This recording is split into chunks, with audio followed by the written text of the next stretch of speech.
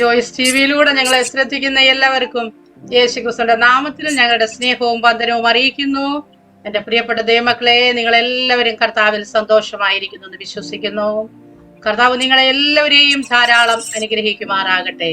ഇന്ന് നമ്മോടൊപ്പം അനുഗ്രഹിക്കപ്പെട്ടതായ ഒരു ജീവിതത്തിന്റെ അനുഭവത്തെ പങ്കുവെക്കേണ്ടതിന് കടന്നു വന്നിരിക്കുന്നത് പ്രിയ കർത്താവിന്റെ ദാസി മേരി ഡാനിയേൽ ഹിമാചൽ പ്രദേശിൽ നിന്നാണ്. ആ പ്രിയ കർത്താവിന്റെ ദാസിയെ ജോയ്സ് ടിവിയിലേക്ക് തന്റെ ജീവിതാനുഭവം പങ്കുവെക്കേണ്ടതിന് ഞങ്ങൾ ഹാർദവമായി സ്വാഗതം ചെയ്യുന്നു. Praise lord. സിസ്റ്ററെ, കർത്താവ് സഹായിക്കട്ടെ. സന്തോഷമായിരിക്കുന്നുവോ?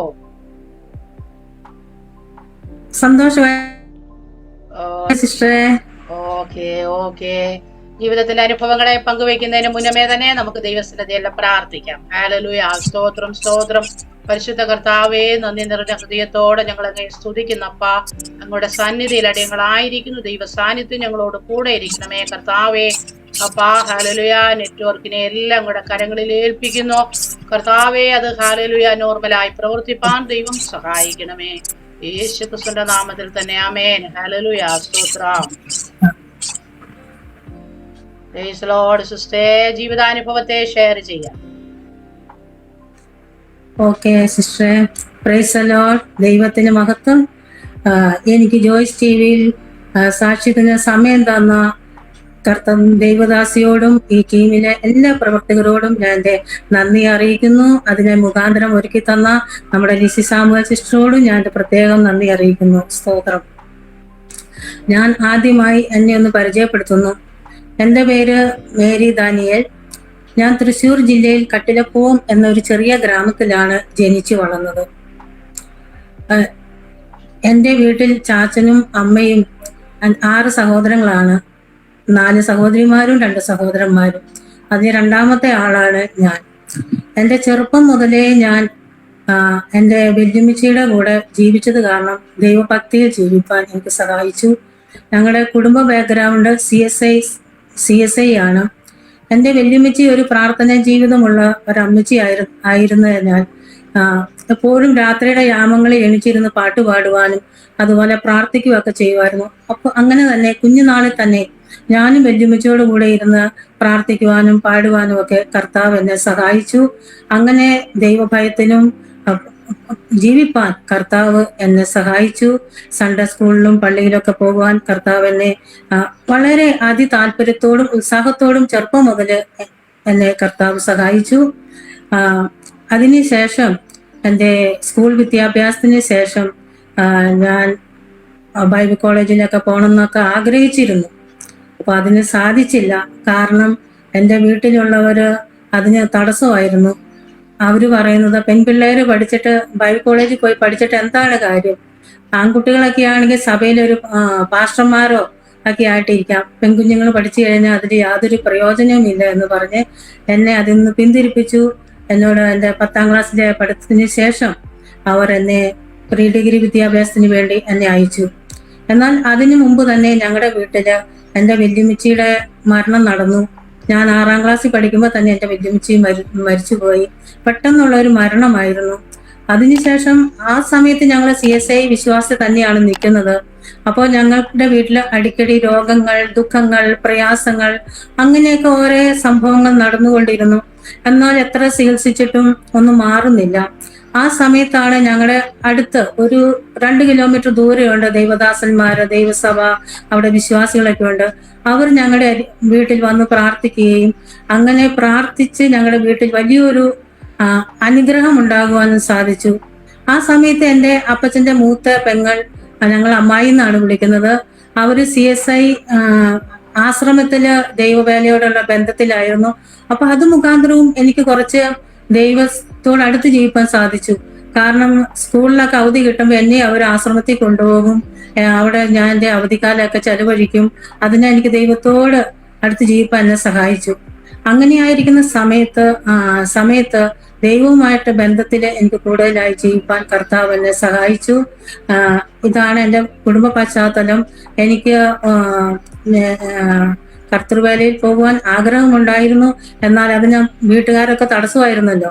എന്നാൽ അതിന് ദൈവം എനിക്കൊരു മുഖാന്തരം ഒരുക്കി. എൻ്റെ പ്രീ ഡിഗ്രി വിദ്യാഭ്യാസത്തിന് ശേഷം എനിക്ക് ഒരു വിവാഹാലോചന കടന്നു വന്നു. കർത്താവിന്റെ ദാസൻ MC ദാനിയേൽ കണ്ണൂർ ജില്ലയിൽ ഇരിട്ടി എന്ന പ്രദേശത്താണ് തന്റെ വീട്. താൻ തന്റെ വീട്ടിൽ നിന്ന് ഏകനായാണ് വിശ്വാസത്തിൽ കടന്നു വന്നത്. കാരണം തന്റെ വീട്ടുകാരൊക്കെയും സെവന്തട വിശ്വാസത്തിലാണ്. ആ വിശ്വാസം താൻ ഏകനായി വിശ്വാസത്തിൽ കടന്നു വന്നു.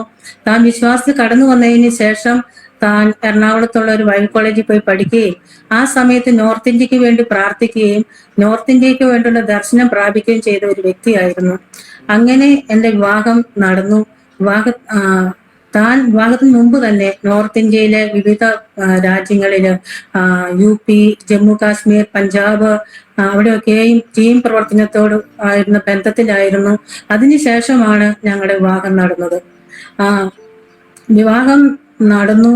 അതിനുശേഷം തന്റെ ദർശനം അനുസരിച്ച് വീണ്ടും നോർത്ത് ഇന്ത്യയിലേക്ക് കടന്നുപോയി. അപ്പോൾ ഞാൻ വീട്ടിലായിരുന്നു. ഞാൻ നോർത്ത് ഇന്ത്യയിൽ കടന്നു വന്നില്ല. എനിക്കൊരു മോനുണ്ട്. എൻ്റെ മോന്റെ പേര് ജോഷുവ M ദാനിയേല്. തൻ്റെ ഭാര്യ ഹേവ, 2 കുഞ്ഞു മക്കളുണ്ട്. 3 വയസ്സുള്ള ജോസഫ് ഉണ്ട്. 1 വയസ്സാകാറായി സാറ. അവർ 4 പേരും പഞ്ചാബ് ലുധിയാനയില് പഞ്ചാബ് ബൈബിൾ കോളേജിൽ പഠിപ്പിച്ചുകൊണ്ടിരിക്കുന്നു. ദൈവവേലയിലായിരിക്കുന്നു കർത്താവിന്റെ അനുഗ്രഹത്താല്. ശുശ്രൂഷയിൽ കാര്യത്തിൽ പറയുകയാണെങ്കിൽ 1984 ഹിമാചൽ പ്രദേശത്തിന്റെ ഉന്ന ജില്ലയില് ഞങ്ങൾ ആദ്യമായി പ്രവർത്തനം ആരംഭിച്ചു. കർത്താവിന്റെ ദാസന്റെ ദർശനം അതായിരുന്നു. റോമാലേഖനം 15-ാം അധ്യായം 20-ഉം 21-ഉം വാക്യത്തിൽ കാണുന്നുണ്ട്, ഇതുവരെ അറിയാത്തവരുടെ ഇടയിൽ പോയി കർത്താവിനെ സുവിശേഷിക്കുക എന്ന ദർശനത്തോടുകൂടി അന്വേഷിച്ചപ്പോൾ കിട്ടിയ സ്ഥലമാണ് ഹിമാചൽ പ്രദേശ്, ഉന്ന ജില്ല. ഹിമാചൽ പ്രദേശ് എന്ന് പറഞ്ഞാൽ തന്നെ നമുക്കറിയാം ദേവഭൂമി എന്നാണ് ഹിമാചൽ പ്രദേശിനെ അറിയപ്പെടുന്നത്. അവരുടെ ദേവന്മാരെല്ലാവരും കുടികൊള്ളുന്ന പ്രദേശമാണ് ഹിമാചൽ പ്രദേശ്. ഹിമാചൽ പ്രദേശില് അവരെ സംബന്ധിച്ച് നോക്കുമ്പോൾ മറ്റുള്ള സ്റ്റേറ്റുകളിൽ നിന്ന് ഇവിടെ വരുന്നവർക്ക് യാതൊരു ആനുകൂല്യങ്ങളും ഇവർ കൊടുക്കത്തില്ല. ഒരു സ്ഥലം മേടിക്കുവാനോ അതുപോലെ ഒരു ജോലി കൊടുക്കുവാനോ ഇവിടുത്തെ സർക്കാർ അതിന് തയ്യാറല്ല. കാരണം അവർ പറയുന്നത് മറ്റുള്ള സ്റ്റേറ്റുകാർ വന്ന് അവരുടെ സമാധാനത്തെ നഷ്ടപ്പെടുത്തും എന്നാണ് അവരുടെ വിചാരം. അതിനാൽ അവര് അങ്ങനെ യാതൊരു ആനുകൂല്യങ്ങളും കൊടുക്കുന്നില്ല. ആ പ്രദേശത്താണ് ഞങ്ങൾ കടന്നു വന്നിരിക്കുന്നത്. ഹല്ലേലൂയ, സ്തോത്രം. ഞങ്ങള് നോർത്ത് ഇന്ത്യയിൽ പ്രവർത്തനത്തിന് വന്നപ്പോൾ നോർത്ത് ഇന്ത്യ എന്താണെന്നോ നോർത്ത് ഇന്ത്യയിലെ പ്രവർത്തനം എന്താണെന്നോ ഇതൊന്നും എനിക്കറിയത്തില്ല. കാരണം എൻ്റെ വിചാരം സുവിശേഷ പ്രവർത്തനം എന്ന് പറഞ്ഞാൽ നമ്മുടെ നാട്ടിലുള്ളതുപോലെ സഭയിൽ പോവുക, പാസ്റ്റർ വരിക, പ്രാർത്ഥിക്കുക, ഹൗസ് വിസിറ്റിങ്ങിന് പോവുക, വിശ്വാസികളുടെ ഭവനങ്ങൾ സന്ദർശിക്കുക, ഇത് മാത്രമാണ് എനിക്കറിയാവുന്നത്. വേറെ ഒന്നും അറിയില്ല. വാസ്തവത്തിൽ ഇവിടെ വന്നപ്പോഴാണ് സുവിശേഷ വേല എന്താണെന്ന് അറിയാൻ സാധിച്ചത്. ഇവിടെ വന്നപ്പോ ഇവിടുത്തെ ഒത്തിരി കാര്യങ്ങൾ നമുക്ക് ഉൾക്കൊള്ളാൻ സാധിച്ചില്ല. ഒന്നാമത്തെ കാര്യം ഇവിടുത്തെ ഭക്ഷണം, രണ്ടാമത്തെ കാര്യം ഭാഷ, മൂന്നാമത്തെ കാര്യം വസ്ത്രധാരണം. ഇതൊക്കെ നമുക്ക് വളരെ ബുദ്ധിമുട്ടായി തോന്നി. കാരണം നമ്മുടെ കേരളത്തിലൊന്നും നമ്മുടെ പ്രായത്തിലുള്ളവരൊന്നും ചുരിദാർ ഒന്നും ഇടാറില്ല. ഇവിടെ വരുമ്പോൾ നമുക്കത് ഭയങ്കര ബുദ്ധിമുട്ടായിട്ടാണ് തോന്നുന്നത്. ചുരിദാർ ഇടുക എന്ന് പറഞ്ഞാൽ സാരി ഉടുത്ത് വരാൻ നമുക്ക് ചുരിദാർ ഇടാൻ ഭയങ്കര ബുദ്ധിമുട്ടാണ്. ഭക്ഷണം എന്ന് പറഞ്ഞു കഴിഞ്ഞാൽ നമ്മുടെ കേരളത്തിൽ നല്ല ഭക്ഷണമുണ്ട്. പക്ഷെ ഇവിടെ ഈ പരിപ്പും ഉരുളക്കിഴങ്ങും അല്ലാതെ വേറെ ഒന്നും കിട്ടത്തില്ല. പ്രത്യേകിച്ച് ഈ ഹിമാചൽ പ്രദേശില് ഈ കേരളത്തിൽ ഒരു സാധനം കിട്ടാത്ത സ്ഥലമാണ് ഹിമാചൽ പ്രദേശ്. അതുപോലെ തന്നെ ഭാഷ, അന്ന് സ്കൂളിലൊക്കെ പഠിച്ച നമുക്ക് ആ ചെറിയ ഓർമ്മയല്ലാതെ മറ്റുള്ളവർ സംസാരിക്കാനോ ഒന്നും നമുക്കറിയാത്ത ഒരവസ്ഥയാണ് ഇവിടെ. ആ സാഹചര്യത്തിലാണ് ഇവിടെ വന്നത്. എന്നാൽ ഇവിടെ വന്നപ്പോഴാണ് എനിക്ക് മനസ്സിലായത് സുവിശേഷ വേല ഇതല്ലായിരുന്നു. കർത്താവിന്റെ ദാസൻ വിവാഹത്തിന് ശേഷം ആദ്യം ഇവിടെ കടന്നു വന്നു. അതിനുശേഷം 1 വർഷത്തിന് ശേഷമാണ് എന്നെയും കുഞ്ഞിനെയും ഇങ്ങോട്ട് കൊണ്ടുവരുന്നത്. ഞാൻ ഇവിടെ വന്നപ്പോഴാണ് അറിയുന്നത് ഇവിടെ ഒരു സൗകര്യമില്ല. ഒരു മുറി മാത്രമുണ്ട്. ഒരു മുറിയുണ്ട്. അതില് യാതൊരു സൗകര്യം, വെള്ളത്തിന്റെ സൗകര്യം ഇല്ല, ബാത്റൂമില്ല, അടുക്കളയില്ല, ഒന്നുമില്ല. വെള്ളമൊക്കെ എടുക്കണമെങ്കിൽ 1 കിലോമീറ്റർ ദൂരെ പോയി വെള്ളം എടുത്തുകൊണ്ട് വരണം. അങ്ങനെയുള്ള ഒരു സാഹചര്യത്തിൽ വന്നു കഴിഞ്ഞപ്പോഴാണ് ഇവിടുത്തെ ആഹാരം എന്നോട് പറഞ്ഞു ഇവിടെ റൊട്ടിയെ കിട്ടത്തുള്ളൂ എന്ന് പറഞ്ഞു. അപ്പൊ ഞാനോർത്ത് റൊട്ടി എനിക്ക് ഏറ്റവും ഇഷ്ടമുള്ള സാധനമാണ്. ഞാനോർത്ത് നാട്ടിലെ മോഡേൺ ബ്രെഡ് ആയിരിക്കും എന്നാണ് എന്റെ ചിന്തയിൽ വന്നത്. ഇവിടെ വന്നപ്പോൾ അറിയണത് ഒരു ദിവസം റോഡിൽ പോകുമ്പോ ഇങ്ങനെ ഈ ചപ്പാത്തി ഉണങ്ങിയത് കിടക്കുക. എപ്പോഴും എന്നോട് പറയാ ഇതാ റൊട്ടി. ഞാനോർത്ത് ഇതാണോ കർത്താവെ റൊട്ടി, ഞാനോർത്ത മോഡേൺ ബ്രെഡ് ആണല്ലോ റൊട്ടി എന്നാണ് ഞാൻ ചിന്തിച്ചത്. ആ, അങ്ങനെ ആയി. ഞങ്ങൾക്ക് വരുമാനമില്ല, ഒന്നുമില്ല. ആദ്യം വന്നപ്പം ഒരു 8 മാസമുള്ള, അന്ന് എന്റെ മോന് 8 മാസം പ്രായമുള്ളപ്പോഴാണ് ഞങ്ങൾ ഇവിടെ വരുന്നത്. അങ്ങനെ വന്ന സമയത്ത് ഒരു നല്ല തണുപ്പിന്റെ സമയത്താണ് ഞങ്ങൾ ഇവിടെ, നവംബർ മാസത്തിലാണ് വന്നത്.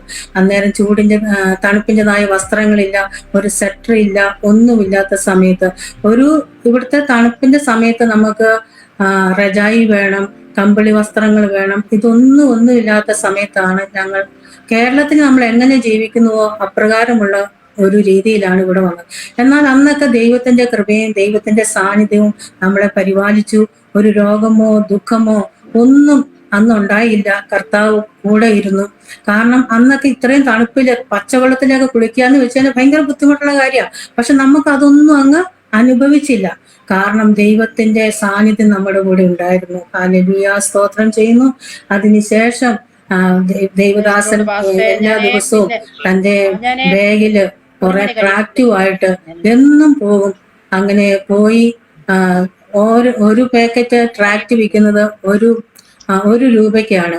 അങ്ങനെ ഒരു ദിവസം ഞങ്ങളുടെ വരുമാനം ചിലപ്പോൾ 5 രൂപ കിട്ടും, ചിലപ്പോൾ 10 രൂപ കിട്ടും, കൂടിപ്പോയാൽ 15 രൂപ കിട്ടും, ചിലപ്പോൾ ഒന്നും കിട്ടത്തില്ല. ഒന്നും കിട്ടാതിരിക്കുമ്പോ എന്തോ ചെയ്യണമെന്ന് ചോദിച്ചു കഴിഞ്ഞാൽ ഫ്രീക്കെല്ലാം കൊടുത്തിട്ട് പോരും. അത് ഒരു നടന്നാണ് പോകുന്നത്. നടന്ന് രാവിലെ ഇവിടുന്ന് ഇറങ്ങിക്കഴിഞ്ഞാൽ രാത്രി 10 മണിയൊക്കെ ആകുമ്പോൾ തിരിച്ചു വരുന്നത്. ആ ഹോസ്പിറ്റൽ പാക്കറ്റ് കഴിയുന്നത് വരെ നടക്കും, എന്നിട്ട് തിരിച്ചു വരും. അന്ന് നമുക്ക് യാതൊരു സൗകര്യം, ഒരു സൈക്കിൾ നമ്മുടെ കയ്യിലില്ല. അങ്ങനെയുള്ള സന്ദർഭത്തിലാണ് നടന്ന് നമ്മുടെ ജീവിതം സുവിശേഷ പ്രവർത്തനത്തിന് വേണ്ടി ചെലവഴിച്ചത്. ദൈവം നമ്മോട് കൂടെ ഉണ്ടായിരുന്നു. ആ സമയത്തൊക്കെയും തളർന്നു പോകാതെ നമ്മൾ പിടിച്ചു നിർത്തി. ഉന എന്ന് പറഞ്ഞു കഴിഞ്ഞാൽ ഒരു വിശ്വാസിയോ ഒരു ക്രിസ്ത്യാനി പോലും ഇല്ലാത്ത 100% ഹിന്ദുക്കളാൽ നിറഞ്ഞ ഒരു പ്രദേശമാണ് ഉന. അന്ന് വരെ ഇവിടെ 84 വരെ ആരും ഇവിടെ സുവിശേഷ പ്രവർത്തനം നടത്തിയിട്ടില്ല. ആദ്യമായിട്ട് ഞങ്ങളാണ് ഈ പ്രദേശത്ത് സുവിശേഷ പ്രവർത്തനത്തിനായി കടന്നു വന്നത്. അപ്പോ സുവിശേഷ അന്നത്തെ ഇവിടെയുള്ള ജനങ്ങൾക്ക് യേശുക്രിസ്തു ആരാണെന്നോ യേശുവിനെ കുറിച്ച് ഒന്നും അവർക്ക് അറിയത്തില്ല. വിദ്യാഭ്യാസമായി വളരെ പിന്നോക്കം നിൽക്കുന്ന, വിദ്യാഭ്യാസമില്ല ജനത്തിന്. പക്ഷെ ഇന്ന് ഒത്തിരി പുരോഗമിച്ചു. ഇന്ന് ജനത്തിന് വിദ്യാഭ്യാസമുണ്ട്. അന്ന് വിദ്യാഭ്യാസം, ഞങ്ങൾ വരുമ്പോൾ ഗ്രാമത്തിൽ ചെല്ലുമ്പോൾ ഏത് ഗ്രാമത്തിൽ ചെന്നാലും അവരോട് ചോദിക്കാൻ, കുഞ്ഞു പിള്ളേരെല്ലാം ഒന്നും പഠിപ്പില്ലാത്ത കുഞ്ഞുങ്ങളാണ്. അങ്ങനെയുള്ള സമയത്താണ് ഞങ്ങൾ ഇവിടെ വന്നത്. എല്ലാ ദിവസവും ദൈവദാസൻ പോകും, വചനം കൊടുക്കും, എല്ലാ ഗ്രാമങ്ങളിൽ കൂടെ കടന്നു പോകും, എല്ലാ ഗ്രാമത്തിലും അന്വേഷിക്കും. ഇവിടെ ആരെങ്കിലും ദൈവത്തെ അറിയുന്നവരുണ്ടോ, യേശുവിനെ അറിയുന്നവരുണ്ടോ എന്നൊക്കെ അന്വേഷിക്കും. അപ്പൊ ചിലരൊക്കെ പറയും, അറിയാറേ യേശു മസീഹിനെ ഹം ജാനത്തെ ഹെ, യേശു മസീഹ് ഹം ജാനത്തെ ഹെ എന്ന് പറയും. ഞങ്ങൾ അറിയുന്നു പറയും. എന്താണെന്ന് ചോദിക്കും, അവർ പറയും ഉഷാ മിഷീന. അതാണ് അവർക്ക് ഉഷാ മിഷീനെ കുറിച്ചുള്ള അറിവാണ് അവർക്കുള്ളത്. യേശു മസീഹ് ഉഷാ മിഷീൻ എന്നാണ് അവർ കേട്ടിരിക്കുന്നത്. അങ്ങനെയുള്ള ഒരു അറിവാണ് അവർക്കുള്ളത്. എന്നാൽ ആ സ്ഥാനത്തൊക്കെ കടന്നു പോകാൻ കർത്താവ് സഹായിച്ചു. ഇവിടെ മെഷീൻ, തയ്യൽ മെഷീൻ ഇല്ലേ, ഉഷ കമ്പനിയുടെ, അതാണ് ഇവര് പറഞ്ഞ മെഷീൻ എന്ന് പറയുന്നത്, ഉഷാ മെഷീൻ എന്ന് പറയുന്നത്. തയ്യൽ ആണ് അവര് പറയുന്നത്. പിന്നെ ഇവിടെ വന്നു കഴിഞ്ഞ് കർത്താവിന്റെ വേലയില് എല്ലാ ദിവസവും പോയി പ്രവർത്തിച്ചു. അപ്പോ ആ സമയത്തൊക്കെയും ഞങ്ങൾ താമസിക്കുന്ന വീട് ഒരു ചെറിയ വീടാണ്. അതിന്റെ മേൽക്കൂര ഈ മണ്ണിട്ടിട്ട് ഇഷ്ടിക നിരത്തിയിരിക്കുകയാണ്. നവംബർ മാസത്തിൽ ഞങ്ങൾ വന്ന് ഡിസംബർ മാസത്തില് ഒരു 3 ദിവസത്തെ വലിയ മഴ. ആ വലിയ മഴ പെയ്തപ്പോ ആ മേൽക്കൂര അതുപോലെ തന്നെ താഴേക്ക് പോകുന്നു. ഒരു ഫോൾഡ് കട്ടിൽ ഒരു സൈഡിലുണ്ട്. ആ സൈഡില് കർത്താവിന്റെ ദാസൻ അവിടെ ഇരുന്ന് ബൈബിൾ വായിക്കുന്നു. ഞാനും കുഞ്ഞും ഒരു സൈഡിൽ കിടക്കുന്നു. ദൈവം സഹായിച്ച് അത് ഞങ്ങളുടെ ദേഹത്ത് വീണില്ല. ഞങ്ങൾ ഇരിക്കുന്നതിന്റെ തൊട്ടടുത്ത് തന്നെ വീണു. രാത്രി മുഴുവൻ മഴ പെയ്ത് ആ ചേറും ഇഷ്ടികയും വെള്ളമെല്ലാം ഞങ്ങളുടെ മുറി നിറഞ്ഞു. അങ്ങനെ നിറഞ്ഞു. അപ്പൊ നേരം വെളുത്തപ്പോ ആൾക്കാർക്കൊക്കെ പിടുത്തം കിട്ടി, ഇവരുടെ വീട് നിറച്ച് ഇടിഞ്ഞു പോയി. അപ്പോഴത്തേനും ആളുകളൊക്കെ വരാൻ തുടങ്ങി. ആളുകളൊക്കെ വന്ന് നോക്കി, നോക്കിയപ്പോ ഞങ്ങൾ ഒരു സൈഡിൽ ഇരിക്കുന്നുണ്ട്, ബാക്കിയുള്ളവരെല്ലാം വന്നു. അപ്പൊ ദേവദാസിന് ഒരു പ്രത്യേക ഒരു കഴിവുണ്ടായിരുന്നു. താൻ ഈ ട്രാക്റ്റൊക്കെ ആയിട്ട് പോകുമ്പോൾ ഉള്ള കടകളിലെല്ലാം കയറി എല്ലാവരുമായിട്ട് പരിചയപ്പെടും, എല്ലാവർക്കും ട്രാക്റ്റ് കൊടുക്കും, എല്ലാവരുമായിട്ട് യവനക്കാരും ഒക്കെ ആയിട്ട് ഭയങ്കര സ്നേഹബന്ധം. അതുപോലെ ഇത്തിരി പ്രായമുള്ളവരെ കണ്ട അമ്മച്ചിമാരെ അപ്പച്ചന്മാരെയും കണ്ട് ഭയങ്കര സ്നേഹമാണ്. അപ്പൊ അങ്ങനെ ആരോ പറഞ്ഞു ഇങ്ങനെ ദാനിയേൽ സാഹിബിന്റെ വീട് ഇങ്ങനെ വീണു എന്ന് പറഞ്ഞു. അപ്പൊ അവിടെ നിന്ന് ഒരു അപ്പച്ചൻ, ഒരു സർദാർ വല്യപ്പൻ ഓടി വന്നിട്ട് കുറെ വഴക്കൊക്കെ പറഞ്ഞു. അന്ന് എനിക്കൊന്നും മനസ്സിലാകുന്നില്ല, എന്താ എന്നതാ പറഞ്ഞതെന്നൊന്നും എനിക്കറിയത്തില്ല. കുറെ വഴക്കൊക്കെ പറഞ്ഞ്, നീ ഇങ്ങനെയാണോ വന്ന് താമസിക്കുന്നത്, കുഞ്ഞു കൊച്ചിനെയും കൊണ്ട് ഇങ്ങനെയാണോ താമസിക്കണം എന്നൊക്കെ പറഞ്ഞ് അതിനുശേഷം എന്നോട് പറയുന്നത്. അപ്പൊ തന്നെ ഉടനെ തന്നെ അപ്പച്ചൻ പോയി, അപ്പച്ചന് കുറച്ച് സ്ഥലമൊക്കെ ഉള്ള അപ്പച്ചൻ ഉടനെ പോയി ഒരു മുറിയും ഒരു അടുക്കളയും ഒരു ബാത്റൂമും 3 മാസം കൊണ്ട് ഞങ്ങൾക്ക് പണിത്, അന്നത്തെ സമയത്ത് 150 രൂപയ്ക്ക് സർദാർ അപ്പച്ചൻ ഞങ്ങൾക്ക് അത് പണിത് തന്നു. ഞങ്ങൾ അവിടെ താമസിച്ചു. കർത്താവ് അങ്ങനെ ഞങ്ങൾക്ക് അതിൽ നിന്നൊരു വിടുതൽ ലഭിച്ചു. കാരണം അവിടെ ഞങ്ങൾക്ക് യാതൊരു സൗകര്യം ഇല്ലായിരുന്നു, വെള്ളത്തിന്റെ സൗകര്യം ഇല്ല, ബാത്റൂം ഇല്ല, അതുപോലെ അടുക്കളയില്ല. അങ്ങനെയുള്ള സമയത്ത് അന്യജാതിക്കാരനായ ആ അപ്പച്ചൻ ഞങ്ങൾക്ക് ഒരു വീട് പണിത് തന്നു. ഞങ്ങൾ അവിടെ താമസിച്ചു. ഞങ്ങൾ അവിടെ താമസിക്കുന്ന സമയത്ത് പെട്ടെന്ന് എനിക്ക് ശാരീരികമായ അസ്വസ്ഥതകൾ, രോഗങ്ങൾ ഒക്കെ പിടിപെട്ടു. ഞാൻ എല്ലാ ദിവസവും ക്ഷീണിക്കാൻ തുടങ്ങി. ക്ഷീണിച്ച് ഒത്തിരി അങ്ങ് ക്ഷീണിച്ചു. ഒത്തിരി ക്ഷീണിച്ചപ്പോൾ ഡോക്ടറെ കൊണ്ട് കാണിച്ചു. അപ്പൊ എനിക്ക് ബ്ലീഡിങ് ഉണ്ടായിട്ട് ബ്ലീഡിങ് മാറുന്നില്ല. ജനുവരി മാസം തുടങ്ങിയ ബ്ലീഡിങ് മാർച്ച് മാസം വരെ ബ്ലീഡിങ് ആയി. പക്ഷെ ആ സമയത്ത് നമുക്ക് ഹോസ്പിറ്റലിൽ പോകാനോ ട്രീറ്റ്മെന്റ് ചെയ്യാനോ നമ്മുടെ കയ്യിൽ പൈസയില്ല, സാമ്പത്തികം ഇല്ല. അപ്പൊ നമ്മൾ ഇതിനു വേണ്ടി പ്രാർത്ഥിക്കും. അവസാനം പിന്നെ ഒരു ഡോക്ടറെ കൊണ്ട് കാണിച്ചപ്പം ഇവിടുത്തെ ഏറ്റവും നല്ല ഡോക്ടറാണ് ഡോക്ടർ കൗശൽ എന്ന് പറഞ്ഞൊരു ക്ലിനിക്കിൽ കൊണ്ട് കാണിച്ചു. അവിടെ കൊണ്ട് കാണിച്ചപ്പോൾ ആ ഡോക്ടർ പറഞ്ഞു, ഇതിപ്പം നമ്മളെ കൊണ്ട് ചികിത്സിച്ചാൽ മാറുന്ന രോഗമല്ല, യൂട്രസില് ക്യാൻസറിന്റെ ആരംഭമാണ്. അത് ഞാൻ ലുധിയാന മെഡിക്കൽ കോളേജിൽ കൊണ്ടുപോയി യൂട്രസ് കളയണം, അല്ലെങ്കിൽ അത് ചെയ്യണമെന്ന് പറഞ്ഞു, യൂട്രസ് മാറ്റണം എന്ന് പറഞ്ഞു. അപ്പോൾ ഞങ്ങൾക്കത് വളരെ വിഷമായി. കാരണം യൂട്രസ് മാറ്റുകയെന്ന് പറഞ്ഞാൽ നമ്മൾ കേട്ടിട്ട് പോലുമില്ല. ലുധിയാന CMC എവിടെയാന്ന് പോലും അറിയത്തില്ല. ഇപ്പൊ നമുക്കറിയാം ലുധിയാന CMC എവിടെയാണ്, ഇതൊക്കെ ഇപ്പൊ നമുക്കറിയാം, അന്ന് അറിയത്തില്ല. അതിനുള്ള സാമ്പത്തികം നമ്മുടെ കയ്യില്ല. അപ്പൊ ആ ഡോക്ടർ പറഞ്ഞു, ഒരു കാര്യം ചെയ്യും, എൻ്റെ ഒരു സ്നേഹിതൻ ഡോക്ടർ അമേരിക്കയിൽ നിന്ന് വരുന്നുണ്ട്, അദ്ദേഹം വരുമ്പോൾ നമുക്ക് ട്രീറ്റ്മെന്റ് ചെയ്യാന്ന് പറഞ്ഞു. ഞങ്ങൾ ആ സമയത്ത് പ്രാർത്ഥിച്ചു. ഹല്ലേലൂയ. 3 ദിവസം ഉപവാസം എടുത്ത് പ്രാർത്ഥിച്ചു, ദൈവത്തോട് പ്രാർത്ഥിച്ചു. കർത്താവേ, ഇത്രയും ചെറുപ്പത്തിൽ തന്നെ, എനിക്ക് അന്നേരം 22 വയസ്സ് പ്രായമേ ഉള്ളൂ. ആ സമയത്ത് യൂട്രസ് ഒക്കെ എടുത്ത് കളയാന്ന് പറഞ്ഞാൽ വളരെ പ്രയാസമുള്ള കാര്യമാണ്. അത് അങ്ങനെ ഇരിക്കുമ്പോൾ ഡോക്ടറിന്റെ സ്നേഹിതൻ അമേരിക്കയിൽ നിന്ന് വന്ന് അവര് എന്തോ ഒരു ഗുളിക അവര് തന്നു. അത് കഴിച്ചു. പെട്ടെന്ന് തന്നെ അത് അസുഖം മാറി. അതിനുശേഷം ഇന്ന് വരെയും കർത്താവ് അങ്ങനെയുള്ള രോഗത്തിൽ നിന്ന് എനിക്ക് വിടുതൽ നൽകി. ദൈവം എൻ്റെ ജീവിതത്തിൽ ചെയ്ത ഏറ്റവും വലിയ അത്ഭുതമാണത്. ഹല്ലേലൂയ, സ്തോത്രം. അതിനുശേഷം പലപ്പോഴും എൻ്റെ ജീവിതത്തിൽ ഞാൻ ദൈവത്തിൽ നിന്ന് വിടുതൽ അനുഭവിച്ചറിഞ്ഞ വ്യക്തിയാണ്.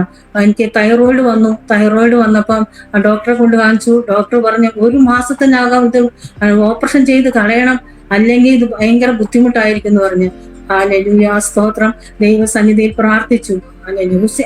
ആ സമയത്തൊന്നും നമുക്ക് ട്രീറ്റ്മെന്റ് ചെയ്യാനുള്ള പൈസയൊന്നും നമ്മുടെ കയ്യിലില്ല. അന്ന് ഡോക്ടർ പറഞ്ഞ 1000 രൂപ പോയിട്ട് 10 രൂപ കയ്യിലെടുക്കാനില്ല. അന്ന് 1000 രൂപ കൊടുത്ത് ട്രീറ്റ്മെന്റ് എങ്ങനെ ചെയ്യും? നമ്മൾ പ്രാർത്ഥിച്ചപ്പോൾ ദൈവം പ്രാർത്ഥന കേട്ട് ഇന്ന് വരെയും എനിക്ക് യാതൊരു തടസ്സവുമില്ലാതെ ദൈവം എന്നെ പരിപാലിക്കുന്നു, സ്തോത്രം ചെയ്യുന്നു. അതിനുശേഷം 2 വർഷം 84 വന്നിട്ട് 2 വർഷം മാത്രമേ ഇവിടെ നിൽക്കാൻ സാധിച്ചുള്ളൂ. കാരണം അടിക്കടി രോഗങ്ങള്, പ്രയാസങ്ങള്, ബുദ്ധിമുട്ടുകൾ ഇതെല്ലാം കടന്നു വന്നപ്പോൾ ഇവിടെ നിൽക്കാൻ വയ്യാത്ത ഒരു അവസ്ഥയായപ്പോ പിന്നെ നാട്ടിലേക്ക് കടന്നു പോകേണ്ടതായി വന്നു. പിന്നെ തിരിച്ച് നാട്ടിലേക്ക് കടന്നുപോയതിന് ശേഷം എന്നെ കണ്ണൂരുള്ള വീട്ടിൽ കൊണ്ടാക്കി. ദേവദാസൻ പിന്നെയും എറണാകുളത്ത് കാക്കനാടുള്ള ഇന്ത്യ ക്രിസ്ത്യൻ ബൈബിൾ കോളേജിൽ പിന്നെയും ബൈബിൾ സ്റ്റഡിക്ക് BTH എടുക്കാനായിട്ട് പിന്നെ അവിടെ പോയി. ആ സമയത്ത് ഞാനും എൻ്റെ മോനും വീട്ടിൽ താമസിച്ചു. കർത്താവദാസൻ പഠിക്കാൻ പോയി. 1 വർഷത്തിന് ശേഷം പിന്നെ ബൈബിൾ കോളേജിലെ പ്രിൻസിപ്പാള് പറഞ്ഞു, അങ്ങനെ 2 പേരും 2 സ്ഥലത്താൽ ശരിയല്ലല്ലോ, ഇങ്ങോട്ട് വിളിക്കാൻ പറഞ്ഞു. അവർക്ക് കൊച്ചിയില് കടമക്കുടി എന്ന് പറഞ്ഞ ദ്വീപില് ഒരു പ്രവർത്തനം ആരംഭിച്ചു. അവിടെ എന്നെയും മോനെയും കൊണ്ടുപോയി അവിടെ പ്രവർത്തനം ആരംഭിച്ചു. ബൈബിൾ കോളേജിൽ പോയി പഠിക്കും, ബാക്കി സമയം പ്രവർത്തിക്കും. അങ്ങനെ ആയിരിക്കുന്ന സമയത്ത് അപ്പോഴും കർത്താവിന്റെ ദാസൻ പറഞ്ഞു, എന്റെ പ്രവർത്തനം ഇവിടെയല്ല, എന്റെ പ്രവർത്തനം നോർത്ത് ഇന്ത്യയിലാണ്. ആരും കേൾക്കാത്ത ഇടങ്ങളിൽ പോയി പ്രവർത്തിക്കണം. അതാണ് ഞാൻ ദൈവവുമായി ചെയ്ത ഉടമ്പടി. ഇവിടെ ഇഷ്ടം പോലെ ദൈവത്തെ അറിയുന്നവരുണ്ട്, ക്രിസ്ത്യാനികളുണ്ട്. കേൾക്കാത്ത ഇടങ്ങളിൽ പോയി പ്രവർത്തിക്കുക എന്നതാണ്. അപ്പൊ ഞാൻ പറഞ്ഞു, ഒരു കാര്യം ചെയ്യാം, ഞാൻ ഉന ജില്ലയിലേക്ക് ഒരിക്കലും ഞാൻ വരത്തില്ല. കാരണം എനിക്ക് അവിടെ ഉനെ പോയി ഞാൻ മടുത്തു. ഇനി ഞാൻ പോകത്തില്ല. കാരണം എനിക്കറിയത്തില്ല, നോർത്ത് ഇന്ത്യ എല്ലാം ഒരേപോലെയാന്ന് എനിക്കറിയത്തില്ല. ഞാൻ ഓർത്ത് ഇവിടെ മാത്രമേ ഇങ്ങനെയുള്ളൂ, മറ്റുള്ള സ്ഥലം വേറെ വ്യത്യാസം ഉണ്ടാവുമെന്നാണ് ഞാൻ ചിന്തിച്ചത്. അപ്പൊ ഞാൻ പറഞ്ഞു, ഇനി ഞാൻ അങ്ങ് നോർത്ത് ഇന്ത്യക്ക് ഉനയ്ക്ക് വരുന്നില്ല, വേറെ ഏതെങ്കിലും സ്റ്റേറ്റിൽ പോകാന്ന് പറഞ്ഞു. അപ്പൊ ശരിയാ, നമുക്ക് വേറെ സ്റ്റേറ്റിൽ പോകാന്ന് പറഞ്ഞു.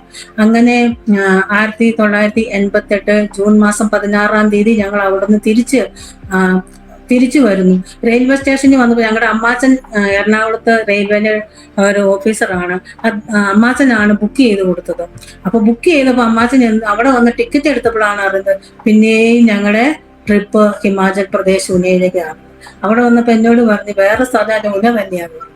അപ്പൊ ദൈവത്തിന്റെ ഹിതമാണ്, അല്ലെങ്കിൽ ദൈവത്തിന്റെ ഹിതമില്ലെങ്കിൽ രണ്ടാമത് നമ്മുടെ ഈ പ്രദേശത്തേക്ക് അയക്കത്തില്ലല്ലോ. പിന്നെ ഇവിടെ വന്നു.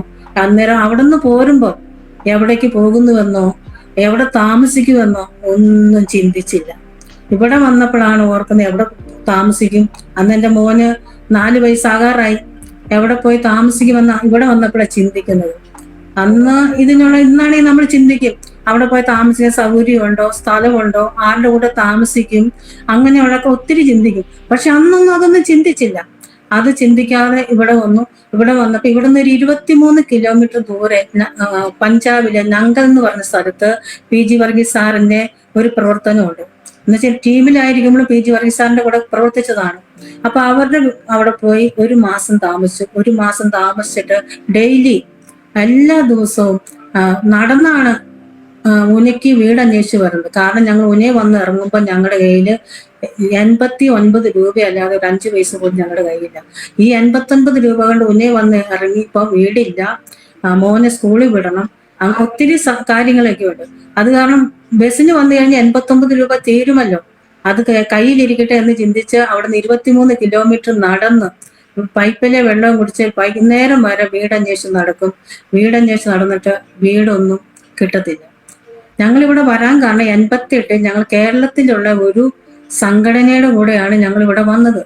ഞാൻ സംഘടനയുടെ പേര് പറയാൻ ആഗ്രഹിക്കുന്നില്ല, കാരണം പേര് പറഞ്ഞു കഴിഞ്ഞാൽ ചിലപ്പം അത് ശരിയാവത്തില്ല. അത് കാരണം സംഘടന ആരാന്ന് പറയുന്നില്ല. അവർക്ക് ആദിവാസികളുടെയും ചേരികളുടെ ഇടയിലൊക്കെ പ്രവർത്തനം ഉള്ളവരാണ്. അപ്പൊ നമുക്ക് വരുമ്പോൾ ഒരു സംഘടന വേണമല്ലോ എന്ന് ഉദ്ദേശിച്ച് അവരുടെ കൂടെ വന്നു. ഞങ്ങളിവിടെ വന്നു. അങ്ങനെ അവരുടെ കൂടെയാണ് ഞങ്ങൾ ആദ്യം വന്നത്.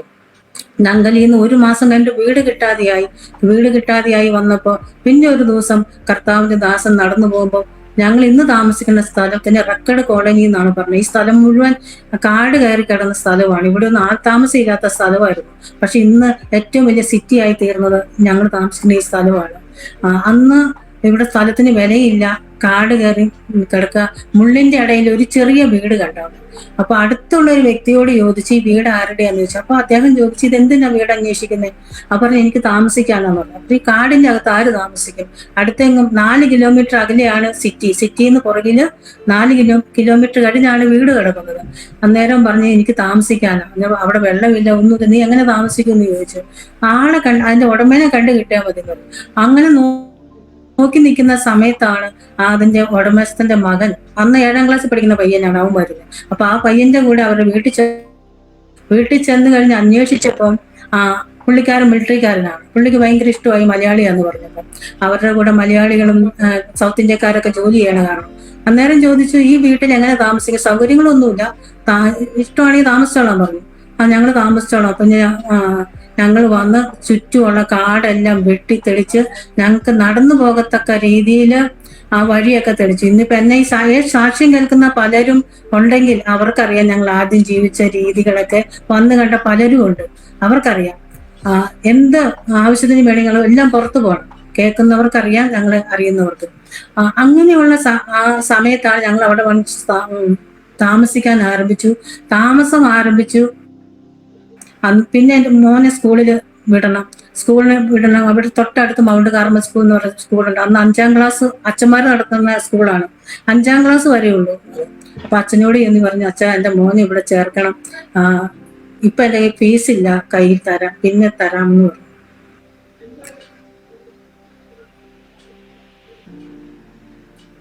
Praise the Lord. Hallelujah. Stop.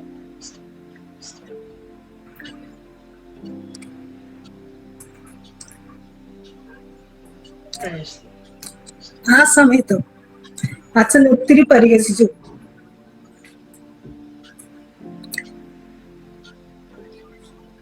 നിങ്ങൾ സ്തോത്രം പറഞ്ഞാൽ നിങ്ങൾക്ക് പൈസ കിട്ടുമോ, തൊഴിലെടുത്ത് ജീവിക്കണം എന്നൊക്കെ പറഞ്ഞ് ഒത്തിരി പരിഹസിച്ചു. പക്ഷെ നമ്മള് പിന്നെ അച്ഛൻ ചെറിയ പോയില്ല. നമ്മള് ഭവനത്തിൽ കടന്നു വന്ന് പ്രാർത്ഥിച്ച വിഷയത്തിന് വേണ്ടി. കർത്താവ് അങ്ങയുടെ ഹിതമാണെങ്കിൽ അങ്ങ് അഡ്മിഷൻ തരണമെന്ന് പ്രാർത്ഥിച്ചു. ഒരാഴ്ച കഴിഞ്ഞപ്പം അച്ഛൻ തന്നെ തിരിച്ചു വിളിച്ചു. മോനെ കൊണ്ടുപോവാ, അഡ്മിഷൻ അവന് തരാം എന്ന് പറഞ്ഞ് അവനെ വിളിക്കുക മാത്രമല്ല, അവന് പകുതി ഫീസാക്കി അച്ഛൻ കുറച്ചും തന്നു.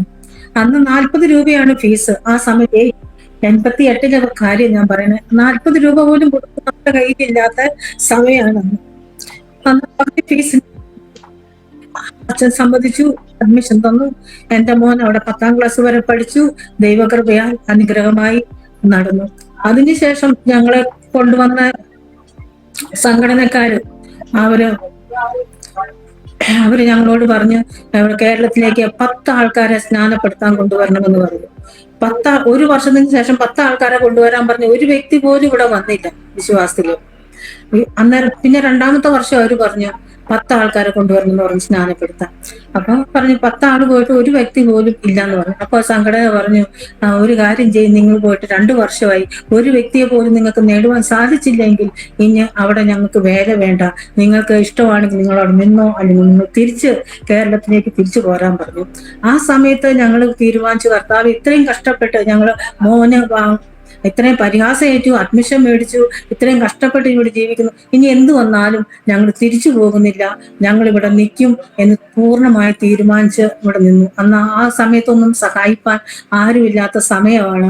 അപ്പൊ അങ്ങനെ ഇരിക്കുമ്പോൾ ഈ ഒരു വർഷം സംഘടനക്കാരെല്ലാം വിട്ടുകഴിഞ്ഞു. എന്നാലും എല്ലാ ദിവസവും ദേവദാസൻ ട്രാക്റ്റും ഗോസ്പലും ഒക്കെ ആയിട്ട് ഡെയിലി പോകും. അതുകൊണ്ടാണ് നമ്മൾ ജീവിക്കുന്നു ഇതൊക്കെ ചെയ്യുന്നത്. ആ സമയത്ത് പിന്നെ സംഘടനക്കാര് വിട്ടുകഴിഞ്ഞ് 1 മാസം കഴിഞ്ഞപ്പോ ഈ സ്കൂളിലെ അച്ഛൻ തന്നെ വിളിച്ചു പറയുക, ഞങ്ങളെ വിളിച്ചു.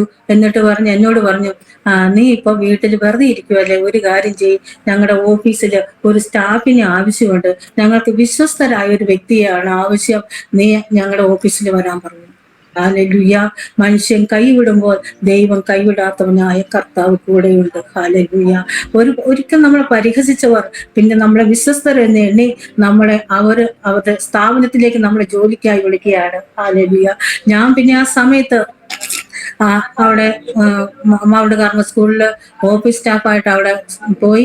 അന്ന് ആ സമയത്ത് എനിക്ക് 500 രൂപ തരുമായിരുന്നു സ്കൂളില് അച്ഛൻ. അന്ന് അവിടുത്തെ സ്റ്റാഫിന് ടീച്ചേഴ്സിന് കൊടുക്കുന്ന 1000 രൂപയായിരുന്നു, എനിക്ക് 500 രൂപ തരുമായിരുന്നു. അപ്പൊ ഞങ്ങൾക്ക് യാതൊരു പ്രയാസവും ഇല്ല. സ്കൂൾ ടൈം 7 മണിക്ക് പോകുക, 1:30 തിരിച്ചു വരിക. അങ്ങനെ പിന്നെ ബാക്കി പ്രവർത്തനത്തിനൊക്കെ പോവുകയാണെങ്കിൽ ഉച്ച കഴിഞ്ഞ സമയമുണ്ട്. അങ്ങനെ കഴിഞ്ഞു. അപ്പോ ആ സമയത്ത് ഞാൻ ജോലിക്ക് പോയപ്പോ വേറെ നമ്മുടെ പാസ്റ്റർ വേറൊരു സ്ഥലത്ത് മീറ്റിങ്ങിന് ചെന്നപ്പം അവിടെ ഒരു ദേവദാസൻ പറഞ്ഞ് സുവിശേഷകന്മാരുടെ ഭാര്യമാർ ജോലിക്ക് പോകാൻ പാടില്ല. അവര് പല കാരണങ്ങളും പറഞ്ഞു. അപ്പൊ അവർ ഉപവസിക്കാൻ നേരമില്ല, പ്രാർത്ഥിക്കാൻ നേരമില്ല, ഓഫീസില് അങ്ങനെ പല കാര്യങ്ങളും പറഞ്ഞപ്പോ പിന്നെ തിരിച്ചു വന്നിട്ട് എന്നോട് പറഞ്ഞ് ഇനി ജോലിക്ക് പോകണ്ടെന്ന് പറഞ്ഞു. അപ്പൊ ഞാൻ ഓർത്ത് എന്തായിരിക്കും ഇനി ജോലിക്ക് പോയില്ലെങ്കിൽ നമ്മൾ എങ്ങനെ ജീവിക്കും? അങ്ങനെ എന്റെ മനസ്സിലൊരു ചിന്ത വന്നു. അപ്പൊ എന്നോട് പറഞ്ഞു, ആ സമയത്ത് ജോലിക്ക് പോയിക്കൊണ്ടിരുന്നപ്പോ ഇടയ്ക്കിടയ്ക്ക് ഓരോ ആൾക്കാരും നമ്മുടെ വീട്ടിലേക്ക് വരിക. അപ്പൊ അതൊരു ബുദ്ധിമുട്ടായി തീർന്നു. ഞങ്ങളവിടെ താമസിച്ച ON ടീം ഞങ്ങളുടെ കൂടെ കടന്നു വന്നു, ഞങ്ങളുടെ PTA ടീം വന്നു, GFA ടീം വന്നു. അതുപോലെ എല്ലാ വർഷവും ബൈബിൾ കോളേജിലെ കുഞ്ഞുങ്ങൾ വരും. ഇവരുമൊക്കെ ആയിട്ട് ഓരോ ഗ്രാമത്തിൽ കൂടെ പോകും. അപ്പൊ ഞാൻ ജോലിക്ക് പോയി കഴിഞ്ഞാൽ ഇവർക്ക് അപ്പൊ വീട്ടിൽ ആളില്ല എന്തെങ്കിലും കാര്യത്തിന്, അപ്പൊ പോകണ്ടെന്ന് പറഞ്ഞു. അപ്പൊ ഞാൻ തീരുമാനിച്ചു, ശരിയാ. അപ്പോ ഞാൻ ജോലി നിർത്തി. ഞാൻ അവിടെ അച്ഛനോട് പറഞ്ഞു ഞാൻ ഇനി വരുന്നില്ല എന്ന് പറഞ്ഞു. അച്ഛൻ എന്നെ ഒത്തിരി വഴക്ക് പറഞ്ഞു. ഇത് ഇച്ചിരി നേരം വരുന്നതിന് എന്തോ ബുദ്ധിമുട്ട്, നിങ്ങളല്ലെങ്കിലും സ്തോത്രം പറഞ്ഞ് ജീവിക്കുന്നവരാ, അന്നേരം പറഞ്ഞു, നിങ്ങൾ എന്നെ കണ്ടു കഴിഞ്ഞാൽ പ്രൈസലോടെ പറയത്തുള്ളൂ അച്ഛൻ. ഞാൻ പറഞ്ഞു, അച്ഛൻ പ്രൈസലോട് ഇങ്ങനെയെങ്കിലും പറഞ്ഞോ, അച്ഛന് ഒരു സമാധാനം ഉണ്ടാവട്ടെ എന്നൊക്കെ ഞാൻ അച്ഛനോട് പറയും. അങ്ങനെ അവൻ പറഞ്ഞു. ഞാൻ അവിടെ നിന്ന് ജോലിയിൽ നിന്ന് റിസൈൻ ചെയ്ത് മാറി.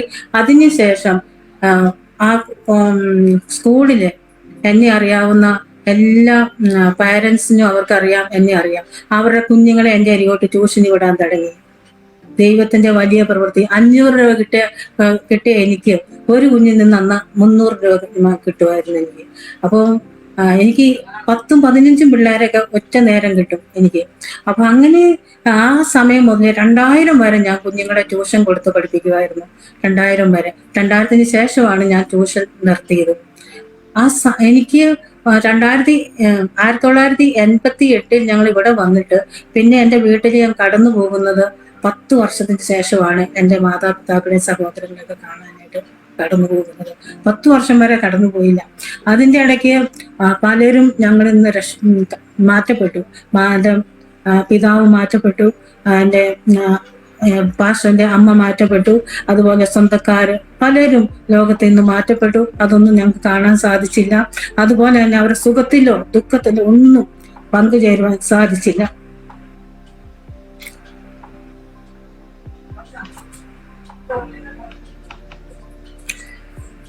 ദൈവത്തിന് സ്തോത്രം.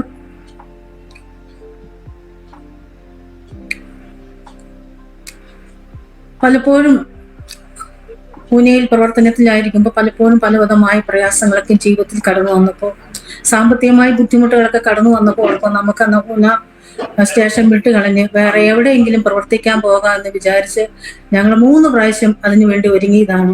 ഒരു പ്രാവശ്യം ഞങ്ങള് സാധനങ്ങളെല്ലാം പാക്ക് ചെയ്തു. ആ സമയത്താണ് പെട്ടെന്ന് ദേവദാസന് ഒരു സ്വപ്നം കണ്ടു, ഞാനും ഒരു സ്വപ്നം കണ്ടു. ആ സ്വപ്നം അനുസരിച്ച് ഞങ്ങൾ പിന്നെ പോയില്ല. ഞങ്ങള് ഇവിടെ തന്നെ എന്തു വന്നാലും ഉന വിടുന്നില്ല എന്ന് വിചാരിച്ച് ഇവിടെ തന്നെ നാം പ്രവർത്തനം ആരംഭിച്ചു. പലപ്പോഴും ഇത്രയും ബുദ്ധിമുട്ട് എൻ്റെ മോൻ സ്കൂളിലായിരിക്കുമ്പോൾ ഫീസ് കൊടുക്കാൻ ഇല്ലാത്ത അവസരം ഉണ്ടായിട്ടുണ്ട്. അവനെ സ്കൂളിൽ നിന്ന് ഇറക്കി വിട്ടിട്ടുണ്ട്. ഫീസ് കൊടുത്തിട്ട് കയറിയാൽ മതി എന്ന് പറഞ്ഞു. അവിടെയും ദൈവ പ്രവർത്തിച്ചു. ഒരു പ്രാവശ്യം മോൻ വളരെ ദുഃഖിതനായി തീർന്നു. 7ാം ക്ലാസ്സിൽ പഠിക്കുന്ന കുഞ്ഞിനെയൊക്കെ സ്കൂളിൽ നിന്ന് ഇറക്കി വിടുക എന്ന് വെച്ചാൽ വളരെ പ്രയാസമുണ്ട് ആ സമയത്തൊക്കെ. പിന്നെ പിറ്റേ ദിവസം ഞങ്ങൾ പറഞ്ഞു, നീ സ്കൂളിൽ പോക്കോ, ദൈവം വഴി ഒരുക്കുമെന്ന് പറഞ്ഞു. പിറ്റേ ദിവസം അന്ന് ഗോസ്പലുമായിട്ട് നങ്കൽ സൈഡിലേക്ക് പോയി. അവിടെ ഒരു അങ്കിൾ ഉണ്ടായിരുന്നു. അവിടെ ചെന്ന് അങ്കിളിന്റെ വഴിയിൽ വെച്ച് അങ്കിളെ കണ്ട് അങ്കിൾ വീട്ടിലേക്ക് ക്ഷണിച്ചു. അവിടെ ചെന്ന് പ്രാർത്ഥന കഴിഞ്ഞപ്പോൾ അങ്കിൾ ഒരു കവർ കൊടുത്തു. ആ കവർ വീട്ടിൽ വന്ന് തുറന്നു നോക്കിയപ്പോ എത്ര രൂപ ഫീസ് കൊടുക്കണോ അത്രയും പൈസ മാത്രമുണ്ട്. ഒരു പൈസ പോലും അധികയില്ല. ഹല്ലേലൂയ കർത്താവ്. അങ്ങനെ എത്രയോ അനുഭവങ്ങൾ എൻ്റെ ജീവിതത്തിലുണ്ട്. കാക്കയെ കൊണ്ട് ഏലിയാവിനെ പോറ്റിയവനായ കർത്താവ് ഞങ്ങളെയും പരിപാലിച്ചു. ഇതൊക്കെ വിശദീകരിച്ച് പറയുകയാണെങ്കിൽ എത്ര ദിവസം എടുത്താലും തീരത്തില്ല. അതുപോലെ വിശദീകരിക്കാം. പലപ്പോഴും നമുക്ക് ഒന്ന് രണ്ട് അനുഭവം പറഞ്ഞാട്ട് കർത്താവ് പോറ്റിയെ. ഒരു പ്രാവശ്യം ഞങ്ങളുടെ വീട്ടിലെ എല്ലാ ആഹാര സാധനങ്ങളും തീർന്നു, മേടിക്കാൻ പൈസയില്ല. അങ്ങനെ ഇരിക്കുന്ന സമയത്ത് അന്ന് ഞങ്ങളിൽ ഒരു മീറ്റിംഗ് വെച്ചിട്ടുണ്ട്. അപ്പൊ ദേവദാസൻ എന്നോട് പറഞ്ഞു, നമുക്ക് 3 ദിവസം അവിടെ പോയി തങ്ങാം. കാര്യം 3 ദിവസത്തെ ചെലവ് അങ്ങനെ നടക്കും, നമുക്ക് മീറ്റിങ്ങിന് പോയിട്ട് പിന്നെ തിരിച്ചു വരാമെന്ന് പറഞ്ഞ് ഞങ്ങൾ അങ്ങനെ ഇരിക്കുക. ആ സമയത്താണ് ആ മീറ്റിംഗ് ക്യാൻസൽ ആയിപ്പോയി. ഒരു ദിവസം രാവിലെ നോക്കുമ്പോൾ അവിടെ പ്രവർത്തിക്കുന്ന ദാസൻ നാഗപ്പൂരിലുള്ള ഒരു ദൈവദാസനായിരുന്നു. നേരം എടുത്തപ്പം അന്നൊരു പഴയ സ്കൂട്ടറിന്റെ സൗണ്ട് കേട്ട് അതിന്റെ ചുറ്റും കുറെ ചാക്കുകളും എല്ലാം വെച്ച് കെട്ടി അവിടെ 3 ദിവസത്തെ കൺവെൻഷന് മേടിച്ച സാധനങ്ങൾ മുഴുവൻ ഞങ്ങൾക്ക് കൊണ്ട് എത്തിച്ചു ദേവദാസൻ. ഹല്ലേലൂയ. അത് തിരിച്ചു കൊടുത്താൽ പൈസ കിട്ടുമായിരുന്നു. അന്നേരം ദൈവാത്മാവ് ദേവദാസനോട് പറഞ്ഞ് ഇത് ഉന്നയില് പാസ്റ്റർ ഡാനിയലിന് കൊണ്ടുകൊടുക്കാൻ ദൈവാത്മാവ് പറഞ്ഞ് 5 മണി ആയപ്പോൾ വെളുപ്പിന് ഞങ്ങളുടെ വീട്ടിൽ കൊണ്ടെത്തിച്ചു. എല്ലാ സാധനവും, ഒരു വീട്ടിലേക്ക് എന്തെല്ലാം സാധനം വേണോ അതെല്ലാം ഞങ്ങളുടെ വീട്ടിൽ കൊണ്ടെത്തിച്ചു. കാരണം അതൊരു 3 മാസം ഉപയോഗിച്ചാലും തീരാത്ത രീതിയിലുള്ള സാധനം ഞങ്ങളുടെ വീട്ടിൽ കൊണ്ടെത്തിച്ചു. ആ ദൈവം ചെയ്ത വലിയൊരു അത്ഭുതമാണ്. അതുപോലെ തന്നെ ഒരു പ്രാവശ്യം എൻ്റെ മോന് ചെറുതായിരിക്കുമ്പോൾ അവന് ബിസ്ക്കറ്റ് മേടിക്കാൻ പൈസയില്ല. അപ്പൊ എന്നോട് പറഞ്ഞു ഇവിടെ ഒരു ചെറിയ ഒരു സൈസ് ചെടിയുണ്ട്, അതിന് ഈ മഞ്ഞ കായ ഉണ്ടാവും, അതിന് പേരുന്ന ഇവിടെ പറയണം. അത് ഞങ്ങൾ താമസിക്കുന്ന വീട് കാടിന്റെ അകത്തായാലും ഇഷ്ടം പോലെയുണ്ട്. എന്നോട് പറഞ്ഞു മമ്മി നമുക്കത് പറിക്കാൻ പോകാന്ന് പറഞ്ഞു. ഞങ്ങൾ പറിക്കാൻ പോയി. അത് പറിക്കാൻ പോയപ്പോ ഞാൻ മോനെ ദൂരെ നിർത്തിയിട്ട് ഞാൻ മുള്ളിന്റെ ഇടയ്ക്ക് പോയി. അപ്പൊ എന്നോട് പറഞ്ഞു മമ്മി അതിന്റെ മുകളിൽ ഒരു 5 രൂപ ഇരിക്കുന്നു പറഞ്ഞു. ഞാൻ നോക്കിയപ്പോ ആരോ മുള്ളെ കൊണ്ട് 5 രൂപ കുത്തി വെച്ച പോലെ ഇരിക്കുന്നു. അത് കാറ്റിന് പറന്ന് വന്ന് വീണതായിരിക്കാം. അതിങ്ങനെ മുള്ളേൽ ഇങ്ങനെ ഇരിക്കുക. ഉടനെ ഞാൻ അത് എടുത്തോണ്ട് വന്ന്, ഞങ്ങൾ പിന്നെ വേറൊന്നും പറിച്ചില്ല, അത് എടുത്തോണ്ട് വന്ന് പെട്ടെന്ന് അത് കഴുകി സോപ്പൊക്കെ ഇട്ട് കഴുകി ഉണക്കി അത് കടയിൽ കൊണ്ടുകൊടുത്ത ബിസ്ക്കറ്റും റസ്കും ഒക്കെ മേടിച്ച് അങ്ങനെ കഴിച്ച സമയമുണ്ട്. ഒരു പാക്കറ്റ് ഉപ്പ് വാങ്ങിക്കാൻ സമയമില്ലാത്ത സമയത്ത്, പൈസ ഇല്ലാത്ത സമയത്ത് 50 പൈസ വഴി കിടന്ന് കിട്ടി ഉപ്പ് മേടിച്ച സമയമുണ്ട്. 50 പൈസ കൊടുത്ത് ബസ്സിൽ പോകാത്ത സമയത്ത് നടന്നുപോയ സമയം ഞങ്ങളുടെ ജീവിതത്തിലുണ്ട്. അങ്ങനെ ഒത്തിരി സ്ഥലങ്ങളിലെല്ലാം കടന്നുപോയി. ഞങ്ങൾ ഇവിടെ വന്നിട്ട് 7 വർഷം കഴിഞ്ഞിട്ടാണ് ഞങ്ങൾക്കൊരു CNA കുടുംബം കിട്ടുന്നത്. അതിവിടെ ഹോസ്പിറ്റലിൽ ജോലി ചെയ്യുന്ന ഒരു ഭവനമാണ് CNAക്കാര്. 7 വർഷത്തിന് ശേഷമാണ് ഞങ്ങൾക്ക് ആ ഭവനം കിട്ടുന്നത്. അതിനുശേഷം നമുക്കൊരു വിശ്വാസി കിട്ടുന്നത് 10 വർഷത്തിന് ശേഷമാണ് ഒരു വിശ്വാസീനെ നമുക്ക് കിട്ടുന്നത്. യോഗേഷ് ശർമ്മ എന്നൊരു പയ്യന്. പുള്ളിക്ക് വയറ്റില് വേദനയായിരുന്നു. വയറ്റില് വേദനയായിട്ട് ഡോക്ടർമാര് ചികിത്സിച്ചിട്ട് സൗഖ്യം കിട്ടുന്നില്ല. അവസാനം പറഞ്ഞ് ഇവന്റെ വയറ്റില് ഭയങ്കര പ്രയാസമാണ്, ഇവന് മരുന്ന് കൊണ്ടൊന്നും കാര്യമില്ലെന്ന് പറഞ്ഞ്. അങ്ങനെയാണ് ഈ ട്രാക്ട് ഇവന്റെ കയ്യിൽ എവിടെന്നോ കിട്ടി. അപ്പൊ അതിന്റെ പുറകില് നമ്മുടെ സീലടിച്ചിട്ടുണ്ട്. അങ്ങനെ ഒരു ദിവസം ഞങ്ങളെ അന്വേഷിച്ച് ആ പയ്യൻ, ആ ചെറുപ്പക്കാരൻ വന്നു. അങ്ങനെ വചനം പറഞ്ഞു കൊടുത്ത് പുള്ളി വിശ്വസിച്ചു. പുള്ളിയുടെ വയറ്റ് വേദനയെല്ലാം മാറി. മെഡിക്കൽ സയൻസ് പറഞ്ഞ് ഇവന് ഒരിക്കലും കുഞ്ഞുങ്ങൾ ഉണ്ടാവത്തില്ലെന്നൊക്കെ അവർ പറഞ്ഞു. അപ്പൊ ഇവന് ഒന്നും കൂടി ആയിരുന്നു. അവന് കുഞ്ഞുങ്ങൾ ഉണ്ടാവത്തില്ലെന്ന് പറഞ്ഞപ്പോൾ ഭയങ്കര നിരാശയായി. അങ്ങനെ വന്ന് റെഗുലറായി പ്രാർത്ഥനയ്ക്ക് വരാൻ തുടങ്ങി. അവന്റെ ജീവിതത്തിൽ വ്യത്യാസം വന്നു കഴിഞ്ഞപ്പോൾ ഇവരുടെ വീട്ടുകാർ ഭയങ്കര എതിരായി. ഇവന്റെ വീട്ടുകാരെന്ന് പറഞ്ഞാൽ ഇവന്റെ ചേട്ടൻ ഒരാൾ ഗൾഫിലുണ്ടായിരുന്നു. നമുക്ക് ഈ കത്തെഴുതുക, നമ്മളെ പേടിപ്പിച്ചുകൊണ്ട് കത്തെഴുതുക. പിന്നെ ഒരു ചേട്ടൻ ഇവിടെ അമ്പലത്തിലെ പൂജാരിയാണ്. അപ്പൊ ഇവരെല്ലാം നമ്മളെ അങ്ങ് വല്ലാതെ അങ്ങ് ഭയപ്പെടുത്തുന്ന രീതിയിലാണ് സംസാരിക്കുന്നത്. ഒരു ദിവസം ഇവന്റെ ചേട്ടൻ എന്താ ചെയ്തേ, ഇവനെ പിടിച്ചു വലിച്ച്, ഇവൻ ഞങ്ങൾ താമസിക്കുന്നത് 40 കിലോമീറ്റർ ദൂരെയാണ് താമസിക്കുന്നത്. അടുത്തൊന്നുമല്ല, 40 കിലോമീറ്റർ ദൂരെ നിന്നാണ് ഇവന്റെ ചേട്ടൻ ഇവനെ വിളിച്ചുകൊണ്ട് വന്ന് ഞങ്ങളുടെ അകത്തേക്ക് മുറിയിലേക്ക് കൊണ്ട് ഇവനെ തള്ളിയിട്ടിട്ട് പോയി. ഇനി നിങ്ങൾ ഇവനെ എടുത്തോ, ഞങ്ങൾക്ക് വേണ്ട, നിങ്ങൾ ഇവനെ ക്രിസ്ത്യാനിയാക്കി, ഞങ്ങൾക്ക് വേണ്ട, നിങ്ങൾ എടുത്തോളാൻ പറഞ്ഞ് ഞങ്ങളുടെ പാർശ്വമായിട്ട് ഒത്തിരി പ്രശ്നങ്ങളൊക്കെ ഉണ്ടാക്കാൻ തുടങ്ങി. കുഴപ്പമില്ല, നിങ്ങൾ ഇവിടെ വിടുവാണെങ്കിൽ വിട്ടോളാൻ പറഞ്ഞു. അങ്ങനെ വന്നു കഴിഞ്ഞ് പിന്നെ അവന് ദൈവകൃപയാൽ അവനൊരു റേഷൻ കട നടത്തിക്കൊണ്ടിരുന്ന പയ്യനാണ്. എങ്ങനെയോ അവന് പുറത്തു പോകാനുള്ള ചാൻസ് കിട്ടി. അവൻ ഗ്രീസിൽ പോയി കഴിഞ്ഞപ്പോൾ അവന്റെ വീട്ടുകാർക്കൊക്കെ വളരെ സന്തോഷമായി. ഇവന് ജീവിതത്തിൽ ഒരു വരുമാന മാർഗമായല്ലോ, അപ്പോൾ സന്തോഷമായി. അതിനുശേഷം പിന്നെ ഇവന്റെ കല്യാണക്കാരിയായപ്പോ ഇവനോട് പറഞ്ഞു, ഇവരുടെ ബ്രാഹ്മണൻ കുടുംബത്തിൽ നിന്ന് പകരം കല്യാണം കഴിക്കാൻ എന്നൊക്കെ അവരോട് പറഞ്ഞു. അവൻ പറഞ്ഞില്ല, ഞാൻ കല്യാണം കഴിക്കുവാണെങ്കിൽ ഒരു വിശ്വാസി പെൺകുട്ടിയെ മാത്രമേ ഞാൻ കല്യാണം കഴിക്കത്തുള്ളൂ എന്ന് പറഞ്ഞ് അവൻ ഉറച്ച തീരുമാനം. അപ്പൊ ഇവന് പ്രായം ഒത്തിരി കടന്നു പോയിക്കൊണ്ടിരിക്കുക. ആ സമയത്ത് ഇവന്റെ വീട്ടുകാർ ഞങ്ങളോട് വന്ന് പ്രശ്നം ഉണ്ടാക്കാൻ തുടങ്ങി. നിങ്ങൾ കാരണമാണ് ഇവൻ വിവാഹം പോലും കഴിക്കുന്നില്ല എന്നൊക്കെ പറഞ്ഞ് ഇവര് പ്രശ്നമാക്കി. അപ്പൊ ഞങ്ങൾ ഇവനോട് പറഞ്ഞു, നീ എന്തോ വിവാഹം കഴിക്കുന്നില്ല? അപ്പം പറഞ്ഞു, വിശ്വാസീനെ മാത്രം കല്യാണം കഴിക്കുന്നു. അങ്ങനെ ഞങ്ങൾ തന്നെ ഒരു വിശ്വാസി. പിന്നെ ഇവരുടെ വീട്ടുകാർക്ക് മനസ്സിലായി ഞങ്ങൾ പറഞ്ഞാലേ അനുസരിക്കത്തുള്ളൂ. അവന്റെ ചേട്ടന്മാരെല്ലാം വന്ന് ഞങ്ങളോട് പറഞ്ഞു, ഇനി ഏതെങ്കിലും വിശ്വാസി അവൻ എന്താഗ്രഹിക്കുന്നോ നിങ്ങൾ തന്നെ കല്യാണം കഴിച്ചു കൊടുക്കണം എന്ന് പറഞ്ഞു. അങ്ങനെ നമ്മൾ തന്നെ ഒരു വിശ്വാസി പെൺകുട്ടീനെ വിവാഹം ആലോചിച്ചു. അവർക്ക് കുടുംബമായി വിശ്വാസത്തിൽ ഗ്രീസിൽ തന്നെ താമസിക്കുന്നു. അവന് കുഞ്ഞുങ്ങൾ ഉണ്ടാവൂലെന്ന് പറഞ്ഞ് അവന് ഇപ്പൊ നല്ല 13 വയസ്സുള്ള ആൺകുഞ്ഞു കൊണ്ടു. ദൈവം അത്ഭുതം പ്രവർത്തിക്കുന്നു. ഇന്ന് വിശ്വാസത്തിൽ ഇന്നും നിലനിൽക്കുന്നു.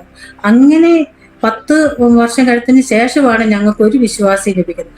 അതിനുശേഷം ഈ ഗ്രാമങ്ങളെല്ലാം കടന്നുപോയ സ്ഥലങ്ങളിലെല്ലാം ഒരു വിശ്വാസി പോലും ഇല്ലാതിരുന്ന സ്ഥലത്ത് ഇന്ന് എല്ലാ സ്ഥലങ്ങളിലും വിശ്വാസികളുണ്ട്, സഭയുണ്ട്. ഹല്ലേലൂയ, സ്തോത്രം. എത്രയോ പേരിന്ന് ഇന്ത്യയുടെ വിവിധ ഭാഗങ്ങളിലായിട്ട് സുവിശേഷകരായി തീർന്നിരിക്കുന്നു. നമ്മുടെ വിശ്വാസികൾ തന്നെ ഇവിടെ രണ്ട് സ്ഥലത്ത് അവർ തന്നെ സഭ നടത്തുന്നു, വിശ്വാസികൾ വരുന്നു. അങ്ങനെ പ്രവർത്തനങ്ങൾ വളരെ അനുഗ്രഹമായി നടന്നുകൊണ്ടിരുന്നു. ആ സമയത്താണ് 2013 ദേവദാസിന് ഒരു അപകടം ഉണ്ടാകുന്നത്. ബൈക്ക് അപകടമായിരുന്നു. ആ അപകടം വളരെ ആ സമയം രക്ഷപ്പെടുമെന്ന് ചിന്തിച്ചതല്ല. എന്നാൽ കർത്താവ് അതിൽ നിന്നൊക്കെ രക്ഷപ്പെടുത്തി. ശരീരത്തിന് യാതൊരു പോറലുകളും ഇല്ല. പക്ഷെ തന്റെ വലതേ കാലിന്റെ മുട്ടിന്റെ താഴേക്ക് മാംസം മുഴുവൻ അങ്ങ് അറ്റുപോയി, എല്ല് മാത്രമായി തീർന്നു. ബൈക്കിൽ പോകുമ്പോൾ പുറകിന്ന് ഒരു വലിയ കമ്പനിയുടെ ഒരു ട്രക്ക് വന്ന് മോളിൽ കയറി ബൈക്ക് വലിച്ചുകൊണ്ട് അങ്ങ് പോയി. വേറെ ഒരു സഹോദരൻ മുൻപിലുണ്ടായിരുന്നു, പാസ്റ്റാണ് പുറകിലായിരുന്നത്. വലിച്ചുകൊണ്ട് പോയിട്ട് കാലിന്റെ മാംസം മുഴുവൻ പോയി. അതിനുശേഷം പിന്നെ ഇവിടുത്തെ ഹോസ്പിറ്റലിൽ ഒന്നും ചികിത്സിക്കാൻ പറ്റത്തില്ല. അങ്ങനെ ലുധിയാന മെഡിക്കൽ കോളേജില് കൊണ്ടുപോയി ട്രീറ്റ്മെന്റ് നടത്തി. അന്ന് കാല് കണ്ടിച്ചു കളയെന്ന് പറഞ്ഞ് ദൈവകൃപയെ കണ്ടിച്ചു കളയാൻ പറ്റിയില്ല. ദൈവം സഹായിച്ചു. അന്ന് ഡോക്ടർമാർ പറഞ്ഞ് 2.5 വർഷം കഴിയാതെ ബെഡിൽ നിന്ന് എണീക്കത്തില്ലായിരുന്നു. എന്നാൽ 9 മാസമായപ്പോഴത്തേനും ബെഡിൽ നിന്ന് എണീക്കുവാൻ കർത്താവ് സഹായിച്ചു. അങ്ങനെ ഈ ആക്സിഡന്റിന് ശേഷം ഈ കാല് പ്ലാസ്റ്റിക് സർജറി ചെയ്യേണ്ടി വന്നു. പ്ലാസ്റ്റിക് സർജറി ചെയ്യുമ്പോഴും എണിച്ച് നടക്കാൻ തുടങ്ങുമ്പോഴും തൻ്റെ ആഗ്രഹം എപ്പോൾ സുവിശേഷം അറിയിക്കുക എന്നുള്ളതാണ്. ആസ്പത്രിയിൽ കടന്നു വരുന്ന നേഴ്സുമാരോടും ഡോക്ടർമാരോടും രോഗികളോടും എല്ലാം ചോദിക്കും, നിങ്ങൾ യേശുവിനെ കുറിച്ച് അറിയാവോ, യേശുവിനെ കുറിച്ച് കേട്ടിട്ടുണ്ടോ? അതുപോലെ തന്നെ എല്ലാവരോടും ഉറക്കത്തിലും യേശുവിനെ കുറിച്ച് മാത്രം ചോദിക്കുന്ന ഒരു വ്യക്തിയായിരുന്നു. അങ്ങനെ കാല് പിന്നെ ഞങ്ങൾക്ക് സമാധാനമായി. കാലിന് ഇച്ചിരി പ്രയാസം ഉണ്ടെങ്കിലും വടി കുത്തി നടക്കൂലോ. ആ സമയത്തും നമ്മുടെ വിശ്വാസി സഹോദരന്മാരെ വിളിച്ച് അവരുടെ ബൈക്കിന്റെ പുറകിലിരുന്ന് ഗ്രാമങ്ങൾ തോറും പോകുമായിരുന്നു. എല്ലാവരും പറയും ഇനിയെങ്കിലും റെസ്റ്റ് എടുക്കും എന്ന് പറയായിരുന്നു. ആ സമയത്തൊന്നും റെസ്റ്റ് എടുത്തിട്ടില്ല. ഞാൻ റെസ്റ്റ് എടുക്കാൻ വന്നതല്ല, ഇവിടെ ഞാൻ കർത്താവിന്റെ വേല ചെയ്യാൻ വന്നതാന്ന് പറഞ്ഞ് ബൈക്കിന്റെ പുറകിലിരുന്ന് എല്ലാ ദിവസവും പോകുമായിരുന്നു. അങ്ങനെ പോയി ദൈവവേല ചെയ്തുകൊണ്ടിരുന്നു. ആസ്പത്രിയിൽ കിടക്കുമ്പോഴും ഒരു വ്യക്തിയെങ്കിലും കണ്ടു കഴിഞ്ഞാൽ സുവിശേഷം അറിയിക്കണം, എങ്ങനെയെങ്കിലും സുവിശേഷം അറിയിക്കാൻ വേണ്ടി ഒരു മുഖാന്തരം ഉണ്ടാകും. ഞങ്ങള് ഇവിടെ ആക്സിഡന്റ് ആയി കിടന്നപ്പോൾ പെട്ടെന്ന് സുവിശേഷം അറിയിക്കാൻ വേണ്ടി തന്നെ ഉണ്ടാക്കിയ ഒരു മുഖാന്തരമാണ് ഒരു ട്രാക്ട് എടുത്തിട്ട് അതെല്ലാം പ്രസ്സിൽ കൊണ്ടുപോയിട്ട് അതിന്റെ കോപ്പികൾ എടുത്ത് കൊണ്ടുവച്ചിട്ട് പിന്നെ പത്രക്കാരെ വിളിച്ച് പേപ്പർ വിതരണം ചെയ്യുന്നവരെ വിളിച്ച് അവർക്ക് ഇച്ചിരി പൈസ കൊടുക്കുക. എന്നിട്ട് ഓരോ പേപ്പറിന്റെ അകത്ത് ഈ ട്രാക്ട് വെച്ച് എല്ലാ ദിവസവും വിതരണം ചെയ്യുക. അങ്ങനെയുള്ള പ്രവർത്തനം. ബസ്സിൽ പോകുവാണെങ്കിൽ കയ്യിൽ ഒരു ട്രാക്ട് ഉണ്ടാവും. ബസ്സിൽ നിന്ന് ഇറങ്ങി പോകുമ്പം അറിയാതെ ഓരോ സീറ്റയിൽ അത് ഇട്ടിട്ട് പോകും. അപ്പൊ ഞാൻ ചോദിക്കുന്നത് എന്തിനിങ്ങനെ തന്നെ ഒരാളെങ്കിലും എടുത്ത് വായിക്കാതിരിക്കത്തില്ലല്ലോ എന്ന് പറഞ്ഞ് ഇട്ടിട്ട് പോകും. അങ്ങനെയുള്ള ഒരു സുവിശേഷം ഏത് വ്യക്തിയെ കണ്ടാലും അവരെ സുവിശേഷം അറിയിക്കുക എന്നത് മാത്രമാണ് തന്റെ ലക്ഷ്യം. ഞങ്ങളുടെ വീട് റോഡ് സൈഡിലായ കാരണം അവിടെ റോഡ് സൈഡിൽ ഇരിക്കുമ്പോൾ ആ റോഡെ പോണെ ആരെ കണ്ടാലും അവരെ ഞങ്ങളുടെ വീട്ടിൽ വിളിച്ചു കയറ്റും, അവർക്ക് ചായ കൊടുക്കും, ആഹാരം കൊടുക്കും. എന്നിട്ട് മെയിൻ ഉദ്ദേശം സുവിശേഷം അറിയിക്കുക എന്നതാണ്. അതിനു വേണ്ടിയിട്ടാണ് ഇതെല്ലാം ചെയ്യുന്നത്. അപ്പൊ ഞാൻ ചോദിക്കും എന്തിനാ റോഡ്? അപ്പൊ പറയാം എന്റെ ഉദ്ദേശം ആഹാരം കൊടുക്കുക എന്നല്ല, അവരെ സുവിശേഷം അറിയിക്കുക. അവർ ഇന്നല്ലെങ്കിൽ നാളെ അവരുടെ ഹൃദയത്തില് ദൈവം പ്രവർത്തിക്കേണ്ട ഒരു സമയം ഉണ്ടാകുമെന്ന് പറഞ്ഞു. അങ്ങനെ ആക്സിഡന്റിന് ശേഷം കർത്താവിന്റെ വേല അങ്ങനെ ചെയ്തുകൊണ്ടിരുന്നു. അതിനുശേഷം ഞങ്ങൾക്ക് ട്രീറ്റ്മെന്റ് ഒക്കെ ചെയ്യാൻ ഒത്തിരി പ്രയാസങ്ങളൊക്കെ ബുദ്ധിമുട്ടുകളൊക്കെ കടന്നു വന്നു. അനേകര് അതിനുവേണ്ടി സഹായിച്ചു. അങ്ങനെ ട്രീറ്റ്മെന്റുകളൊക്കെ ചെയ്യേണ്ട വന്നു. ഞങ്ങളുടെ നാട്ടിൽ കുറച്ച് സ്ഥലം ഉണ്ടായിരുന്നു, അതൊക്കെ വിൽക്കേണ്ട വന്നു. ട്രീറ്റ്മെന്റിന് കൂടെ പോയി. പിന്നെ അതിനുശേഷം 2017 ഞങ്ങൾ അറിയുന്നത് കർത്താവിന്റെ ദാസന്റെ കിഡ്നി ഫെയിലായെന്ന്. അപ്പോൾ പറഞ്ഞു ഞാൻ കിഡ്നിക്ക് വേണ്ടി ഒന്നും ഞാൻ ചെയ്യുന്നില്ല, കാരണം ഞാൻ പ്രാർത്ഥിക്കത്തേ ഉള്ളൂ. പ്രാർത്ഥിച്ച് ദൈവം സൗഖ്യം തന്ന എനിക്ക് അത് മതി എന്ന് പറഞ്ഞു. അപ്പൊ 2017 താൻ ട്രീറ്റ്മെന്റിനൊന്നും പോയില്ല. 2018 ഫെബ്രുവരി മാസത്തിൽ പെട്ടെന്ന് തനിക്ക് അസ്വസ്ഥത ഉണ്ടായിട്ട് ശ്വാസമൊന്നും വിടാൻ പറ്റാത്ത അവസ്ഥയായി. അന്ന് ഞങ്ങൾ രണ്ടുപേരും ഉള്ളൂ. മോൻ ലുധിയാനയിൽ ബൈബിൾ കോളേജിലാണ് പഠിപ്പിച്ചുകൊണ്ടിരിക്കുക. അപ്പൊ ഞങ്ങൾ രണ്ടുപേരുള്ളപ്പോ പിന്നെ പെട്ടെന്ന് ഞങ്ങൾ ഇവിടെ ആസ്പത്രി കൊണ്ടുവന്നപ്പോ അവര് പറഞ്ഞ് ഇവിടെ പറ്റത്തില്ല, നിങ്ങൾ വേറെ കൊണ്ടുപോകാൻ പറഞ്ഞു. അങ്ങനെ CMCയിലെ ട്രീറ്റ്മെന്റ് ആണ്. അവിടെ കൊണ്ടുപോയി പിന്നെ ഡയാലിസിസ് ചെയ്യാനായിട്ട് ആരംഭിച്ചു. ആഴ്ചയിൽ 2 ഡയാലിസിസ് വെച്ച് നടക്കുമായിരുന്നു. 2 ഡയാലിസിസ് വെച്ച് നടക്കും. അങ്ങനെ നടക്കുന്ന സമയത്ത് 2018 ഡയാലിസിസ് ആരംഭിച്ചു. ഡയാലിസിസ് ആരംഭിക്കുന്ന സമയത്ത് ഒത്തിരി പ്രയാസങ്ങളൊക്കെ ഉണ്ട്. കാരണം TMCയിലെ ട്രീറ്റ്മെന്റ് വളരെ കോസ്റ്റ്ലി ആണ്. ഒരു മാസം ഞങ്ങൾക്ക് 40,000-45,000 രൂപ ചെലവ് വരുമായിരുന്നു ഒരു മാസം. അപ്പോൾ 1.5 വർഷമൊക്കെ ഡയാലിസിസ് ചെയ്യാന്ന് വെച്ച് കഴിഞ്ഞാൽ അവസാനം ഞങ്ങളുടെ കയ്യിൽ ഒന്നുമില്ലാതെയായി. ഒരു കാരണം ഞങ്ങൾക്ക് സ്ഥലം വിറ്റ പൈസ, അതുപോലെ തന്നെ ക്ലെയിം കിട്ടിയ പൈസയൊക്കെ ഉണ്ടായിരുന്നു. അതെല്ലാം അങ്ങ് പോയി. ലാസ്റ്റ് 0 ബാലൻസ് ആയി. അപ്പൊ അവസാനം ഡോക്ടർ നല്ലൊരു ഡോക്ടറായിരുന്നു. ഈ തമിഴ്നാടുകാരൻ ഒരു ഡോക്ടർ ആയിരുന്നു, തിമത്തി മാണിക് എന്ന് പറഞ്ഞ ഡോക്ടർ. സുവിശേഷ ദർശനം പ്രാപിച്ച ഒരു ഡോക്ടറാണ്. അദ്ദേഹം എന്നോട് പറഞ്ഞു കൊണ്ട് അഡ്മിറ്റ് ആക്കാൻ പറഞ്ഞു. ഞാൻ പറഞ്ഞു, ഡോക്ടർ എൻ്റെ കയ്യിൽ ഞങ്ങളുടെ കയ്യിൽ പൈസ ഇല്ല. കാരണം ഇവിടെ ഞങ്ങൾക്കറിയാം വന്നു കഴിഞ്ഞാൽ ഇഷ്ടം പോലെ പൈസ വേണം. അപ്പൊ പറഞ്ഞു, നിങ്ങൾ ചിന്തിക്കുകയൊന്നും വേണ്ട, ഞാൻ ലാസ്റ്റ് ഞങ്ങളോട് പറഞ്ഞ് ഞങ്ങൾ കൊടുത്തോളാം എന്ന് പറഞ്ഞു.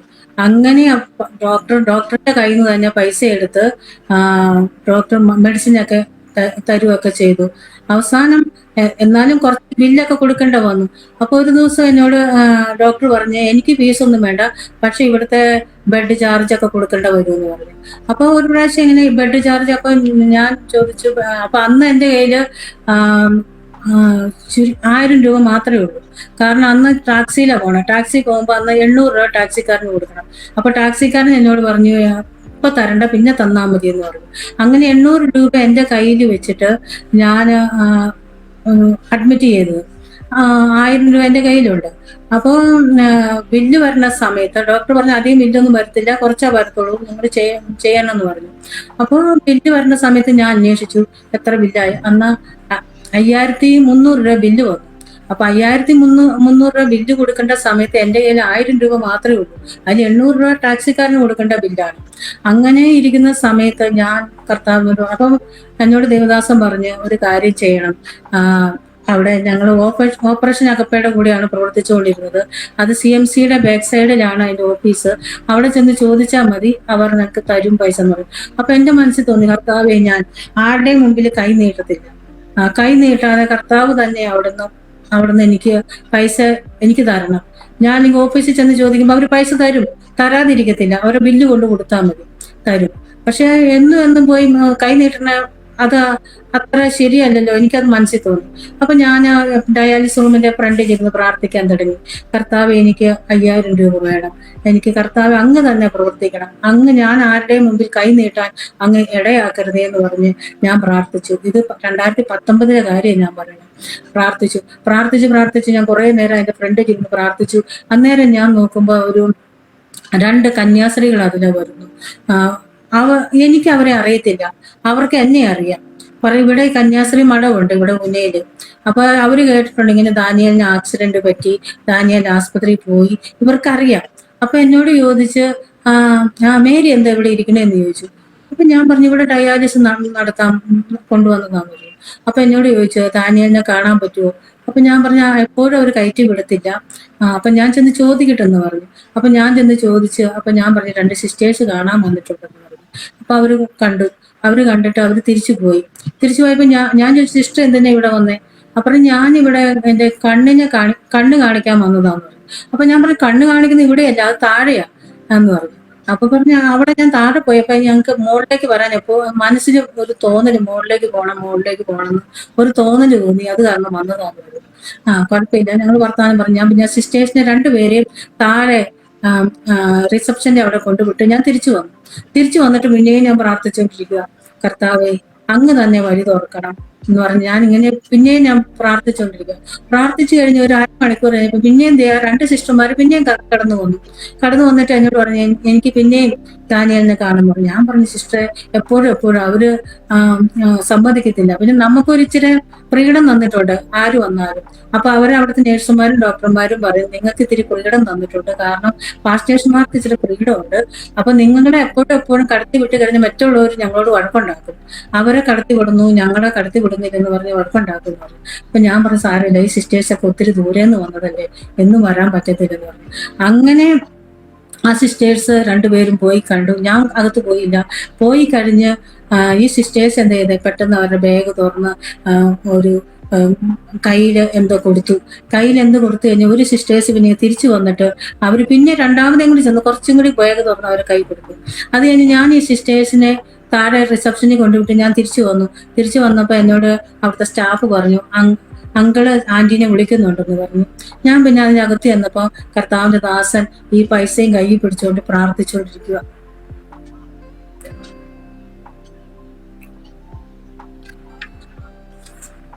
അപ്പൊ എന്നോട് ചോദിച്ചു, എത്ര രൂപ ബില്ല് കൊടുക്കാനുണ്ട്? ഞാൻ പറഞ്ഞു, 5300 രൂപ ബില്ല് കൊടുക്കണം. അപ്പൊ എന്നോട് പറഞ്ഞു, 300 രൂപ നിന്റെ കയ്യിലുണ്ടോ എന്ന് ചോദിച്ചു. ഞാൻ പറഞ്ഞു, 300 രൂപ എന്തെങ്കിലും എന്നാ എത്ര കൊടുക്കണോ? ദൈവം നമുക്ക് വേണ്ടി പ്രവർത്തിച്ചു. 5000 രൂപ ആ സിസ്റ്റേഴ്സ് തന്നു. ഇതൊക്കെ ജീവിതത്തിലെ വലിയ അത്ഭുതങ്ങളാണ്. പലരും ചോദിക്കും, ഇങ്ങനെയൊക്കെ നടക്കുമോ എന്ന്. നമ്മൾ ദൈവത്തോട് പ്രാർത്ഥിച്ച തീർച്ചയായും ഇതൊക്കെ നമ്മുടെ ജീവിതത്തിൽ സംഭവിക്കുന്നതാണ്.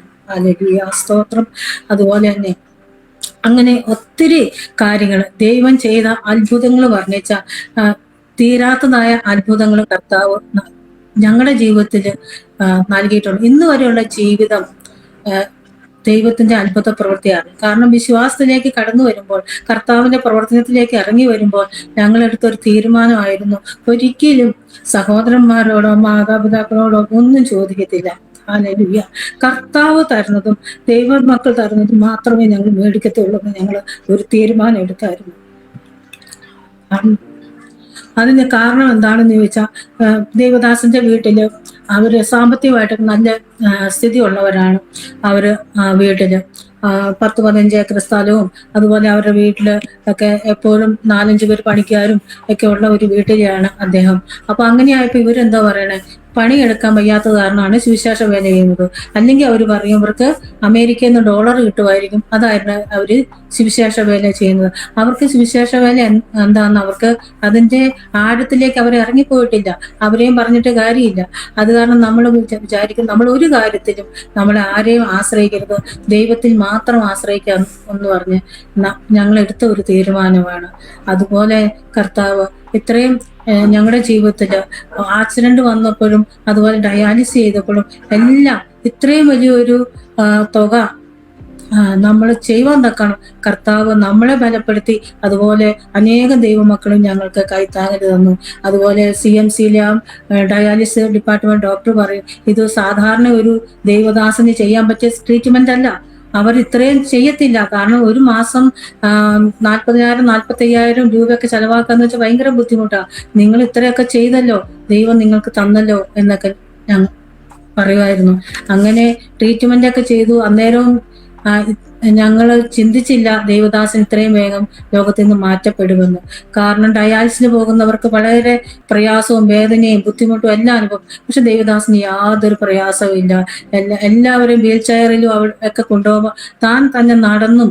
അവരൊക്കെ ചോദിക്കും, അങ്കളെ വീൽ ചെയറിൽ കൊണ്ടുവേണ്ട, ഞാൻ നടന്നു പോകാമെന്ന് പറഞ്ഞു. നടന്നു പോവുകയും വരുവോ ഒക്കെ ചെയ്യുമായിരുന്നു. അങ്ങനെ മരിക്കുന്നതിന് 3 ദിവസം മുപ്പാട് തന്നെ ഞങ്ങളോട് പറഞ്ഞു, എൻ്റെ സമയമായി, എൻ്റെ പിതാവിന്റെ അടുത്ത് പോകാനുള്ള സമയമായെന്ന് ഞങ്ങളോട് എപ്പോഴും പറയുമായിരുന്നു. അപ്പൊ ഞങ്ങൾ അത്ര കാര്യമാക്കിയില്ല. എൻ്റെ മോനും പറയുമായിരുന്നു, പപ്പ അതിനുള്ള സമയമൊന്നും ആയിട്ടില്ല, പപ്പയ്ക്ക് ഇനിയും സമയമുണ്ടെന്നൊക്കെ പറയുമായിരുന്നു. അങ്ങനെ ഇരിക്കുന്ന സമയത്ത് ഞങ്ങളോട് പറയും, നിങ്ങൾ ഞാൻ തമാശയല്ല പറഞ്ഞേ, എൻ്റെ സമയമായി എന്ന് പറയും. അങ്ങനെ ഇരിക്കുന്ന സമയത്ത് 2019 ജൂലൈ 14-ാം തീയതി താൻ വലിയൊരു ദർശനത്തിലേക്ക് പോയി. അപ്പൊ ഇങ്ങനെ ഉയരങ്ങളിലേക്ക് പോകുന്നതായി ഒരു ദർശനം കണ്ടു. അതിനുശേഷം അവിടെ ചെന്ന് ഞങ്ങൾ വിളിച്ചിട്ടൊന്നും യാതൊരു അനക്കവും ഇല്ല. ഇങ്ങനെ ഉയരങ്ങളിലേക്ക് പോകുന്നു. അവിടെ ചെന്നിട്ട് വലിയൊരു ഭവനം കാണുന്നു, ഒത്തിരി ആൾക്കാർ ആരാധിക്കുന്നു, ആരാധിച്ചതിന് സന്തോഷിക്കുന്നു. അപ്പോൾ ആരോ വന്ന് അദ്ദേഹത്തെയും കൊണ്ടുപോയി വേറൊരു മുറിയിൽ കൊണ്ട് ഇരുത്തി താനും അവിടെ ഇരുന്ന് ഇതെല്ലാം കേൾക്കുവാണ്. പറഞ്ഞു വളരെ സന്തോഷമുള്ള ഒരു അനുഭവമാണ്, എൻ്റെ ജീവിതത്തിൽ ഇതുപോലെ ഒരു സന്തോഷം ഞാൻ അനുഭവിച്ചിട്ടില്ല. പാട്ട് പാടുന്നു, ഇത്രയും സന്തോഷം എൻ്റെ ജീവിതത്തിൽ ഒരിക്കലും ലഭിച്ചിട്ടില്ലെന്ന് പറഞ്ഞു. അത് കഴിഞ്ഞ് കുറേ കഴിഞ്ഞപ്പോൾ കണ്ണു തുറന്നു. അപ്പൊ എൻ്റെ മോൻ ചോദിച്ചു, പപ്പയ്ക്ക് എന്തോ പറ്റിയത്? അന്നേരം പറഞ്ഞു, ഞാൻ ഇവിടെ ഇല്ലായിരുന്നു, ഞാൻ ഇങ്ങനെ പോയി, എൻ്റെ ജീവിതത്തിൽ ഇങ്ങനെ എൻ്റെ അനുഭവങ്ങൾ ഉണ്ടായി. ആ അനുഭവങ്ങളെല്ലാം ഞങ്ങളോട് പറഞ്ഞു. ആ അനുഭവങ്ങളെല്ലാം പറഞ്ഞു കഴിഞ്ഞപ്പോൾ പറഞ്ഞു, എൻ്റെ അരികെ വേറെ ഒരു അപ്പച്ചനെ പോലെ ഒരു വ്യക്തി വന്നിട്ട് എന്നോട് പറഞ്ഞു, ഇപ്പൊ വരണ്ട, പിന്നെ വന്നാ മതി എന്ന് പറഞ്ഞ് എന്നെ പറഞ്ഞു വിട്ടതാന്ന് പറഞ്ഞു. അങ്ങനെ അത് കഴിഞ്ഞ് 2 ദിവസം കഴിഞ്ഞപ്പോഴാണ്, ഇത് തിങ്കളാഴ്ചത്തെ അനുഭവമാണ്, ഞായറാഴ്ചത്തെ അനുഭവമാണ്. തിങ്കളാഴ്ചയും കഴിഞ്ഞ് ചൊവ്വാഴ്ചയാണ് താൻ ലോകത്തുനിന്ന് മാറ്റപ്പെടുന്നത്. ചൊവ്വാഴ്ച യാതൊരു കുഴപ്പമില്ല, രാവിലെ മുതൽ എല്ലാ കാര്യങ്ങളും ചെയ്ത് ആഹാരമൊക്കെ കഴിച്ച് ഉച്ചയായപ്പോ എൻ്റെ മക്കള് മരുന്ന് മേടിക്കാൻ പോയി. അപ്പൊ ഞാൻ പറഞ്ഞു, ഒരു കാര്യം ചെയ്യും, 1 മാസത്തെ മരുന്നൊക്കെ വാങ്ങിച്ചോണ്ട് പോരാൻ പറഞ്ഞു. അവര് രണ്ടുപേരും, മോനും മോന്റെ ഭാര്യയും കൂടി അവര് പോയി. അപ്പൊ ഞാൻ തന്നെ ഉള്ളു അവിടെ. അപ്പൊ വൈകുന്നേരം ആയപ്പോ 5 മണിയായപ്പോ ചായ കുടിച്ചപ്പോ എന്നോട് പറഞ്ഞു, എനിക്ക് കുറച്ച് ചായ അധികം വേണമെന്ന് പറഞ്ഞു. അങ്ങനെ ഇത്തിരി അധികം ചായയും കൊടുത്ത്, ഇത്തിരി അധികം ബിസ്ക്കറ്റും വേണമെന്ന് പറഞ്ഞു. അതും കഴിച്ചു. എന്നിട്ട് എന്നോട് പറഞ്ഞു, എന്നാ ഞാൻ ഒന്ന് വിശ്രമിക്കട്ടെന്ന് പറഞ്ഞു. ഞാൻ പറഞ്ഞു, വിശ്രമിച്ചോ? അല്ല, അത് പിന്നെ വേറെ പണികളൊന്നും ഇല്ലെന്ന് പറഞ്ഞു.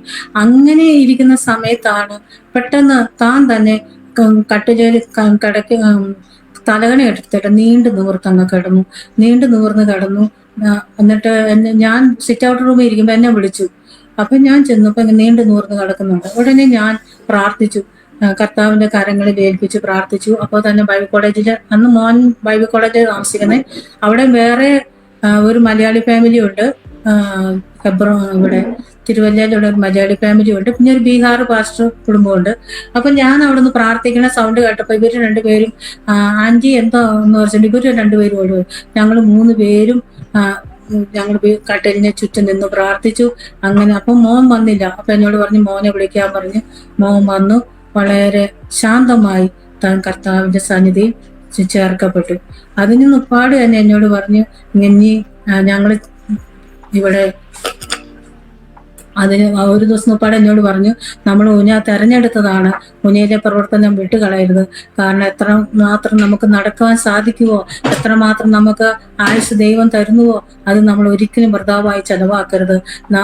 അത് വെറുതെ നാം ആക്കി കളയാൻ പാടില്ല, ദൈവത്തിന് വേണ്ടി ചെലവഴിക്കണം എന്ന് എന്നോട് പറഞ്ഞിരുന്നു. അതിന് പ്രകാരം അതിനുശേഷം ഞാനൊരു 15 ദിവസം കഴിഞ്ഞപ്പോൾ ഞാൻ വീണ്ടും മോന്റെ അരികേന്ന് ഊന ജില്ലയിൽ തിരിച്ചു വന്നു. അപ്പോഴും ഞാൻ ഞങ്ങളുടെ ഓപ്പറേഷൻ അകപ്പയുടെ ആന്റിയോട് പറഞ്ഞു, ഞാൻ തിരിച്ചു പോകണമെന്ന് പറഞ്ഞു. അപ്പൊ അവർക്കൊരു ലേഡീസ് ടീമുണ്ട്, ദബോറ ടീം എന്ന് പറഞ്ഞ്. അപ്പൊ അവരെന്നെ അതിൽ ജോയിൻ ചെയ്തു. ഞാൻ ദബോറ ടീമിന്റെ കൂടെ പ്രവർത്തിച്ചുകൊണ്ടിരിക്കുന്നു. എന്റെ കൂടെ വേറെ 2-3 സഹോദരിമാരുണ്ട്. ഞങ്ങളിങ്ങനെ സഹോദരിമാരുടെ ഇടയിൽ പ്രവർത്തിക്കുന്നു. അതുപോലെ തന്നെ കുഞ്ഞുങ്ങളുടെ ഇടയിൽ പ്രവർത്തനമുണ്ട്. പിന്നെ വിദ്യാഭ്യാസം ഇല്ലാത്തവർക്ക് എഴുതാനും വായിക്കാനും ഒക്കെ പഠിപ്പിക്കുന്നു. പിന്നെ ചെറിയൊരു കൂടിവരവുണ്ട്, അതിന്റെ പ്രവർത്തനം നടക്കുന്നു. ഇതൊക്കെയാണ് ഇവിടുത്തെ പ്രവർത്തനങ്ങള്.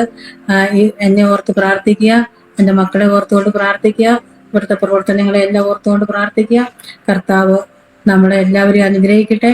എനിക്ക് ഇത്രയും സമയം തന്ന ദൈവദാസിയോടും ടീമിനോടും ഞാൻ എൻ്റെ നന്ദി അറിയിക്കുന്നു. സ്തോത്രം. ആമേൻ. കർത്താവിന്റെ ദാസി, കർത്താവ് സഹായിക്കട്ടെ. ആരും ചെല്ലാത്ത, സുവിശേഷം കേട്ടിട്ടില്ലാത്ത ഹിമാചലിന്റെ ഉന എന്ന് പറയുന്നതായ ആ സ്ഥലത്ത് കർത്താവ് ഇത്രത്തോളം വർഷങ്ങള് ദേവദാസിയെ കുടുംബമായി നിർത്തിയല്ലോ. അനേകരെ സുവിശേഷം പറഞ്ഞു കൊടുക്കുവാൻ, യേശുവിനെ പരിചയപ്പെടുത്തി കൊടുക്കുവാൻ ഉള്ള ഭാഗ്യം കർത്താവ് ഒരുക്കി തന്നല്ലോ. കർത്താവ് അനുഗ്രഹിക്കട്ടെ. അവിടുത്തെ പ്രവർത്തനങ്ങളെ കർത്താവ് മാനിക്കട്ടെ. ഇപ്പോഴേകയായിരിക്കുന്നു ദേശത്തെങ്കിലും കർത്താവിന്റെ സാന്നിധ്യം കർത്താവിന്റെ ദാസിയോട് കൂടെ ഇരിക്കട്ടെ. എല്ലാ ആശംസകളും ഞങ്ങൾ അറിയിക്കുന്നു. കർത്താവ് ധാരാളമായി ദൈവദാസിയെ അനുഗ്രഹിക്കട്ടെ. അനേക ആത്മാക്കളെ നേടുവാൻ കർത്താവ് സഹായിക്കട്ടെ. ദൈവദാസി ഒന്ന് പ്രാർത്ഥിച്ച.